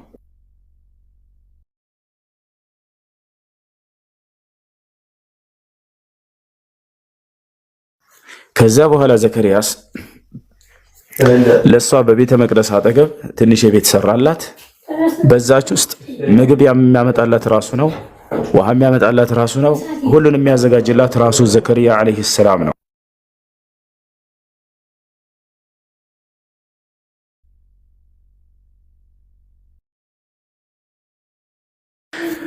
እሺ ከዚያ በዚህ ሁኔታ ያለች ለጌታዋ ለአላህ በጣም ተገዥ አደረጋት። በቃ ዘከርያስ በአላህ ሕግና ስርዓት ላይ አሳደጋት። ገብታችኋል አይደል? በአላህ ሕግና ስርዓት ላይ አሳደጋት። እርሱ ይህች ልጅ ጌታዋን አላህን በጣም የምትገዛ መልካም ሴት ሆና አደገች። ዘከርያስ ከዕለታት አንድ ቀን ይወጣል። በወጣበት ሰዓት ምግብ የሚያመጣላት ራሱ ነበር። ማንንም ወንድ ነክታት አያውቅም። በህይወት ዘመኗ ማንንም ወንድ ዳብሳትም አያውቅም። ገብታችኋል? ወለም የምሰስኒ በሸር አለች። አይገርምም? አይደንቅም? ያገላለጽ ወለም የምሰስኒ ረጁል ለምን አላለችም? ወንድ አልነካኝም ለምን አላለችም? ሰው አልነካኝም እኮ ነው ያለችው ማርያም። ልብ በሉ፣ በሸር የሚባለው ለወንድ የሚገለጽ አገላለጽ ነው። ሰው ረጁል ቢሆን ኖሮ ወጣት የሆነ ሰው አልነካኝም ሊሆን ይችል ነበር ይላሉ ዑለሞች። እንዳ ወጣትም ሆነ ሽማግሌ በፍጹም በተአምር ማንም ነክቶኛ አያውቅም ብላ ነው የገለጸችው። ወለም የምሰስኒ በሸር ሰው ያልነካኝ ሲሆን አለች። ማንኛውም የወንድ አይነት ትልቅም ሊሆን ይችላል፣ መካከልም ሊሆን ይችላል፣ ትንሽም ሊሆን ይችላል፣ ሁሉንም የሚያጠቃልል የሆነ ቃል ነው። አንድም ወንድ የሚባል በተአምር ነክቷት አያውቅም። ስለዚህ ከዕለታት አንድ ቀን ዘከርያስ በወጣበት ጊዜ ትራባለች፣ ትጠማለች። አላህ ሱብሓነሁ ወተዓላ በዚህ ጊዜ መላእክቶችን እየላከ ከሰማይ ከገነት ምግብን ይልክላት ነበር። ያ ምግብ አጠገቧ ተቀምጧል። ዘከርያ አለይሂ ሰላም ልክ ገባና ወደ ቤቷ ሲያይ እርሱ ያላመጣውን አዲስ ምግብ ተመለከተ። በዚህ ጊዜ በጣም ደነገጠ ዘከርያስ። እንዴ እኔ ነኝ ምግብ ማመላለስላት? ማን ነው ይህንን ያላመጣሁትን ምግብ ሊያመጣላት የሚችለው ብሎ የግዴታ መጠየቅ አለብኝ አለ እርሷን። ኩለማ ደኸለ ዐለይሃ ዘከርያ አልሚሕራበ ወጀደ ዐንደሃ ሪዝቃ አለ። ዘከርያ በእርሷ ቤትን በገባ ቁጥር ሌላ እርሱ ያላመጣውን ሲሳይ ያይ ነበር አለ። ከዚያስ ቃለ ያ መርየሙ አና ለኪ ሃዛ አላት። መርየም ሆይ የምግብ ከወዴት ነው የመጣልሽ ብሎ ጠየቃት። ማርያም መልስ ሰጠችው። ቃለት ሁወ ምን ዐንዲላህ እርሱ ከአላህ ዘንድ ነው አለችው። ከገነት ነው። ኢነላህ የርዙቁ መን የሻኡ ቢገይሪ ሒሳብ አለች። ዘከርያስ ሆይ አምላኬ አላህ እኮ ያሻውን ባሪያዋን ያለ ገደብ ይለግሰዋል አታውቅም ይሄን አለችው። ዘከርያስ በዚህ ጊዜ ነው ልጅን ለማግኘት የተመኘው። መልካምን ልጅ በምታዩ ጊዜ አምላኬ አላህ ሆይ እንዲህ አይነት መልካም ልጅ ስጠኝ ብላችሁ ትመኛላችሁ አይደል? ማርያም ይሄን ያክል ርቃ ሄዳለች። በቃ ዘከርያስ በጣም ተደነቀ። ማርያም ይሄን ያክል ርቃ ሄዳለች። ከጌታዋ ከአላህ ዘንድ መላእክቶች እየተላኩ እስኪያገለግሏትም ድረስ ደርሷል። በቃ በዚህ ጊዜ ነው ልጅን ስጠኝ ብሎ ያህያ ተመኘ። ዘከርያስ ወዲያው ወደ ሚሕራቡ ወደሚሰግድበት ቦታ ገባ። ሁናሊከ ደዓ ዘከርያ ረባህ። በዚያም ጊዜ ወዲያው ዘከርያስ ጌታውን አላህን መማፀን ጀመረ፣ መለመን ጀመረ። ምን ብሎ ነው የጠየቀው? ቃለ ረቢ ሀብሊ ሚን ለዱንከ ዙርየተን ጠይባ አለ። ጌታ ያላህ ሆይ ከአንተ ዘንድ መልካም የሆነን ዘር ለግሰኝ እኔንም አለ። መልካም ልጅን ስላየ ማለት ነው። መልካም የሆነን ልጅ ለግሰኝ። ማርያምን አይቶ ስለነበር የተመኘው የማርያምን አይነት መልካምን ሰው እንደሚሰጠው እንዴት ቃል በቃል እንደሚገባለት አላህን ደግሞ ተመልከቱ። አላህ ለነቢያቶች ወዲያው መልስ ሰጪ የሆነ አምላክ ነውና ረቢ ሀብሊ ሚን ለዱንከ ዙርየተን ጠይባ ኢነከ ሰሚዑ ዱዓ። ጌታ ያላህ ሆይ ከአንተ ዘንድ መልካም የሆነን ልጅ ለግሰኝ፣ አንተ ጸሎትን ዱዓን የምትሰማ የሆንክ አምላክ ነህና አለ። ዘከርያስ ተመልከቱ፣ ተስፋ አላስቆረጠውም። ምኑ የእርሱ ሽማግሌ መሆን፣ ከዛስ የሚስቱ መሃን መሆን። አስቡት፣ ሚስቱ መሃን ነች፣ አትወልድም። እርሱም አርጅቷል። ለዘመናት ልጅን ሳያገኙ አሳልፈዋል። ግን ይሄ ደካማ መሆኑ ልጅን ከመጠየቅ ተስፋ አላስቆረጠውም። ለአላህ የሚሳነው ነገር እንደሌለ ስለሚያውቅ ማለት ነው። ሁሉን ነገር ማድረግ እንደሚችል ያውቃል። ወዲያው ታዲያ ከአላህ ስብሐነሁ ወተዓላ ዘንድ መልስ መጣለት። መልአኩ ጅብሪል ተልኮ መጣ። ፈናደትሁ ልመላኢካ ወሁወ ቃኢሙን ይሰሊ አለ። ፈናደትሁ ልመላኢካ ወሁወ ቃኢሙን ይሰሊ፣ እርሱም ቁሞ እየሰገደ እየጸለየ እየለመነ ሳለ መልአኩ መጥቶ አናገረው አለ። አልሙራድ ብሂ ጅንስ ምን አልመላኢካ ወሁወ ጅብሪል ዓለይሂ ሰላም። መላእክቶች ያለበት ምክንያት ብዙ መላእክቶች ነበሩ አይደለም፣ ጅብሪል ነው። ለምን ታዲያ አላህ መላእክቶች ብሎ ተናገረ? ይህ ቁርአን አገላለጽ ዓሙን የራዱ ቢሂል ኹሱስ የሚባል ቃዒዳ አለ እንደ ኡሱልይን። ቃሉ ጥቅል ላይ ንግግር ሆኖ የታሰበበት ግን አንድ ግለሰብ ነው። ገብታችኋል? አረ ተማሪዎች ሁሉ ከትምህርት ቤት እንዲወጡ አዝዣለሁኝ ካለ አንድ ሰው እንደው የዓለም ተማሪዎችን እያለ እያሰበበት ነው? ላ አይደለም፣ አንጻራዊ የሆነ ነው። ገብታችኋል? እዚህም ቦታ ላይ ዓሙን የራዱ ቢሂል ኹሱስ ቃሉ ጥቅል ላይ ሆኖ የታሰበበት ግን አንድ ግለሰብ ነው። መልአኩ ጅብሪል ዓለይሂ ሰላም መጥቶ አናገር። ወሁወ ቃኢሙን ይሰሊ፣ እርሱ ቆሞ እየጸለየ ወዲያው እየለመነ ሳለ ወዲያው መልስ መጣለት ዘከርያ። ምን አለው ታዲያ ጅብሪል? አነላህ ዩበሽሩከ ቢያሕያ፣ አንተ ዘከርያስ ሆይ እነሆ አምላክህ አላህ ያሕያ የሚባል ልጅ ያበስርሃል። ዮሐንስ ሙሰድቀን ቢከሊመትን ሚነላህ፣ ምን አይነት ልጅ እንደሚሰጠው ባህሪውን ሊነግረው ነው። ከአላህ በሚሆነውም ቃል የሚያረጋግጥ ሲሆን አለ ልጅህ አንድ አብራራላችኋለሁ። እንደገና ተመልሼ መጀመሪያን ጨርሰውና አንቀጹ ሙሰድቀን ቢከሊመትን ሚነላህ፣ ከአላህ በሚሆነውም ቃል ያንን የሚያረጋግጥ ሲሆን አለ። ከአላህ የሚሆነው ቃል የተባለው ማን ነው? ዒሳ ዓለይሂ ሰላም ነው። ዒሳ በአምላክ ቃል እንደሚገኝ ቀድሞ የሚመሰክር አደርገዋለሁ ልጅህን ያሕያን ወይንም ዮሐንስን እያለ ነው። በመጀመሪያ ቃል ነበር፣ ቃልም ከአምላክ ዘንድ ነበር፣ ቃልም እያለ ሲናገር ዮሐንስ የክርስቶስን አጀማመር ከአምላክ በሆነ ቃል እየሆነ እየተናገረ እንጂ ራሱ አምላክ ነው እያለ አይደለም። ያ ጀማዓ ይሄን አላህ በቁርአን ላይ ሁሉ ተናግሯል። ያሕያ ገና ሳይወለድ በፊት ስለ ቀጣይ ከእርሱ በኋላ ስለማስገኘው ነቢይ በቃል አማካኝነት የሚሆን እንደሆነ የሚመሰክር አድርጌ ያስነሳዋለሁ ልጅህን ብሎ ለዘከርያስ ነግሮታል። ሙሰድቀን ቢከሊመትን ሚነላህ፣ ከአላህ በሚሆነው ቃል ያንን የማበስርህ ስሆን አለው። ወሰይደን አለ፣ አለቃ ሲሆን ደግሞ በህዝቦቹ መካከል በዘመኑ ያሕያ ማንም ይስተካከለ የለም ነበር። ወሐሱረን፣ ልክ እንዲሁ ጥብቅም ሲሆን አለው። ልክ ማርያም ምን ነበረች? ጥብቅ ነበረች አይደለ? ያ ነው ወሐሱረን፣ ጥብቅ ሲሆን አለ። ማርያም ምን ነበረች? ጥብቅ ነበረች። እርሱን የሚሰጥህ ልጅ ምንድነው? ጥብቅ ነው። ወነቢየን፣ ከነቢያቶችም ሲሆን ልጅህ ሚነ ሷሊሒን ከመልካሞቹ ከጻድቃኖችም ሲሆን ልጅ አለው። ያ ሰላም መልካም ልጅን ብሎ ነበር የጠየቀው አይደለ? የመልካምነትን ሙሉ ያሟላ የሆነ ልጅ እንደሚሰጠው አላህ ቃል ገባለት። ታዲያ ያሕያ ዓለይሂ ሰላም በሚነሳ ጊዜ ስለ ዒሳ ዓለይሂ ሰላም እርሱ በቃል የተገኘ መሆኑን የሚመሰክር አድርጎታል አላህ። ለዚህ ነው በመጀመሪያ ቃል ነበር ሲል የነበረው ያሕያ።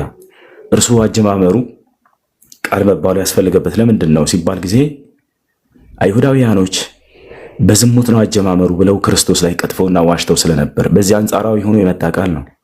አይ እናንተ እንደምትሉት በዝሙት የተገኘ አይደለም፣ እርሱ በአምላክ ቃል ላይ የተገኘው እያለ ያሕያ ዮሐንስ ይመሰክርለት ነበር።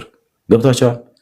ታዲያ መጽሐፍ ቅዱስ ላይ አይሁዶች በዝሙት የተገኘ ብለው እንደሚወርፉት ማስረጃ እኛስ አባት አለን የዝሙት ልጆች አይደለንም እያሉ አይሁዶች በክርስቶስ ፊት ቆመው ያሽሟጥጡበት ነበር። ይህን ቃል ለመመለስ ነው አላህ በእኔ ቃል ነው የተገኘው እያለ መናገር ያስፈልገው። ያሕያም ቆሞ በህዝቦቹ መካከል በመጀመሪያ ቃል ነበር፣ ያም ቃል ከአምላክ ዘንድ ነበር። በዚያ በቃሉ አማካኝነት ይሄንንም ክርስቶስንም አመጣ፣ ቃልም ሥጋ ሆነ የሚላቸው ለዚህ ነው። ኢየሱስ ክርስቶስን መጽሐፍ ቅዱስ ላይ ማነው ሥጋንም አዘጋጀህልኝ እያለ ይናገራል። የተዘጋጀ ነው ሥጋው። ማነው ያዘጋጀለት? የአምላኩ ነው። በምኑ አዘጋጀለት? በቃሉ። በየትኛው ቃሉ? ሁሉ በእርሱ ሆነ በተባለው እዛው ዮሐንስ 3 ላይ በዚያ ሁሉን በሚያደርግ በሆነው በቃሉ አላህ ሱብሓነሁ ወተዓላ የዒሳን ሥጋ አዘጋጀለትና ሰው አደረገው። ስለዚህ ቃል ነበር እያለ የሚመሰክረው ዮሐንስ እናንተ እንደምትሉት በዝሙት የመጣ ሳይሆን አጀማመሩ ከአምላክ በሆነ ቃል ነው እያለ እየገለጸላቸው ነው። እንዳጠቃላይ ከዚያ በኋላ ይህን ብስራት በተቀበለ በሰማ ጊዜ ዘከርያስ ደነገጠ። ቃለ ረቢ አና የኩኑ ሊ ጉላም አለ፣ ጌታዬ ሆይ ለእኔ እንዴት ልጅ ሊኖረኝ ይችላል? ከዚያ የራሱን ችግር ሊገልጽ ነው፣ ልጅ ሊኖር የማይችልበትን ምክንያት። አና የኩኑ ሊ ጉላም ወቀድ በለገኒ አልኪበር ወምርአቲ ዓቂር፣ ሚስቴ መሃን ነች፣ እኔም እርጅና እዚህ ያለሁበት ዕድሜ ላይ ያደረሰኝ ሰው ነኝ እኮ አለ። አርጅቷል። ልክ እንዲሁ ሚስቱ መውለድ ማትችል መሃን ነች። አላህ ሱብሓነሁ ወተዓላ ተአምራዊ በሆነ መንገድ ያሕያ ሊሰጠው ነው። ግን ከዛ ጅብሪል ምን አለው? ቃለ ከዛሊከ አላህ የኽሉቁ ማ የሻእ ወየፍዐሉ ማ የሻእ፣ አምላክህ አላህ ልክ እንዲሁ ያሻውን ይፈጥራል እኮ ለእርሱ የሚሳነው አይደለም። አብሽር አለው ዘከርያን። ማን? ጅብሪል ዓለይሂ ሰላም። ከዚያ በኋላ እንዲወልድ ተደረገ ማለት ነው እርሱ። ከዛ የማርያምን ታሪክ ይቀጥላል። አላህ ለማርያም እንደገና መጣና መልአኩ ገብርኤል አናገራት። ወኢዝ ቃለት ልመላኢካ ያ መርየም፣ አንቺ መርየም ሆይ አላት፣ ኢነላህ አስጠፋኪ፣ እነሆ አምላክሽ አላህ መርጦሻል፣ ወጠሀረኪ አንጽቶሻል። ከምንድን ያነጻት? ጠሀረሃ ሚነ ዝኑብ አለዚ እቱሂመት ብሂ፣ እርሷ የተወነጀለችበትን ወንጀል አንጽቷታል። ከዚያ እርሱ ምንድነው? ዝሙት ነው። ማን ነው በዚህ ወረፋት? አይሁዲዎች። ማካነ አቡኪ ምርአ ሰውኢን ወማ ካነት ኡሙኪ በግያ ብለው ወረፋታል አይደለ? አባትሽ መጥፎ ሰው አልነበረም፣ እናትሽም አመንዛሪ አልነበረችም፣ አንቺ ግን እንደዚህ አድርገሽ መጣሽ ብለዋት ነበር አይደል? አላህ ሱብሓነሁ ወተዓላ ታዲያ መሰከረላት። ምን አላት? እነሆ አላህ ንጽህናሽን መስክሮልሻል፣ አንጽቶሻል አላህ ብሎ መልአኩ ጀብሪል መጥቶ ነገራት። ንጽሕት ነች ሲባል ጊዜ ከዚህ አንጻር ነው። አይሁዶች የወረፉባትን ወንጀል በዚያ ላይ አልወደቀችም፣ በፍጹም ያን አላደረገችም እያለ ነው። ለምንድን ነው ለማርያም አላህ ብዙ ቦታ የሚመሰክርላት? ምክንያቱም እርሷ አይናፋር ከመሆኗ የተነሳ ለራሷ መልስ አትሰጥም ነበር። ያ ጀማዓ አይናፋር የሆነች ሴት ማንም ሰው ቢናገርባት መናገር ትችላለች። ያ ጀማዓ ላ አትናገርም፣ ጸጥ ነው የምትለው። ዝም ብላ እየተሰደበች ያንን አልቅሳ ትኖራለች። አላህ ግን ዝም አላለላትም። ለማርያም ራሱ መልስ ይሰጥላታል። አይሁዶች ለወረፋት ውረፋ ሁሉ ውንጀላ ሁሉ እንዳለ በቁርአን ላይ መልስ የሰጠላት አላህ እንደሆነ ታውቃላችሁ። ራሱ ነው አላህ ሱብሓነሁ ወተዓላ መልስ የሰጠላት።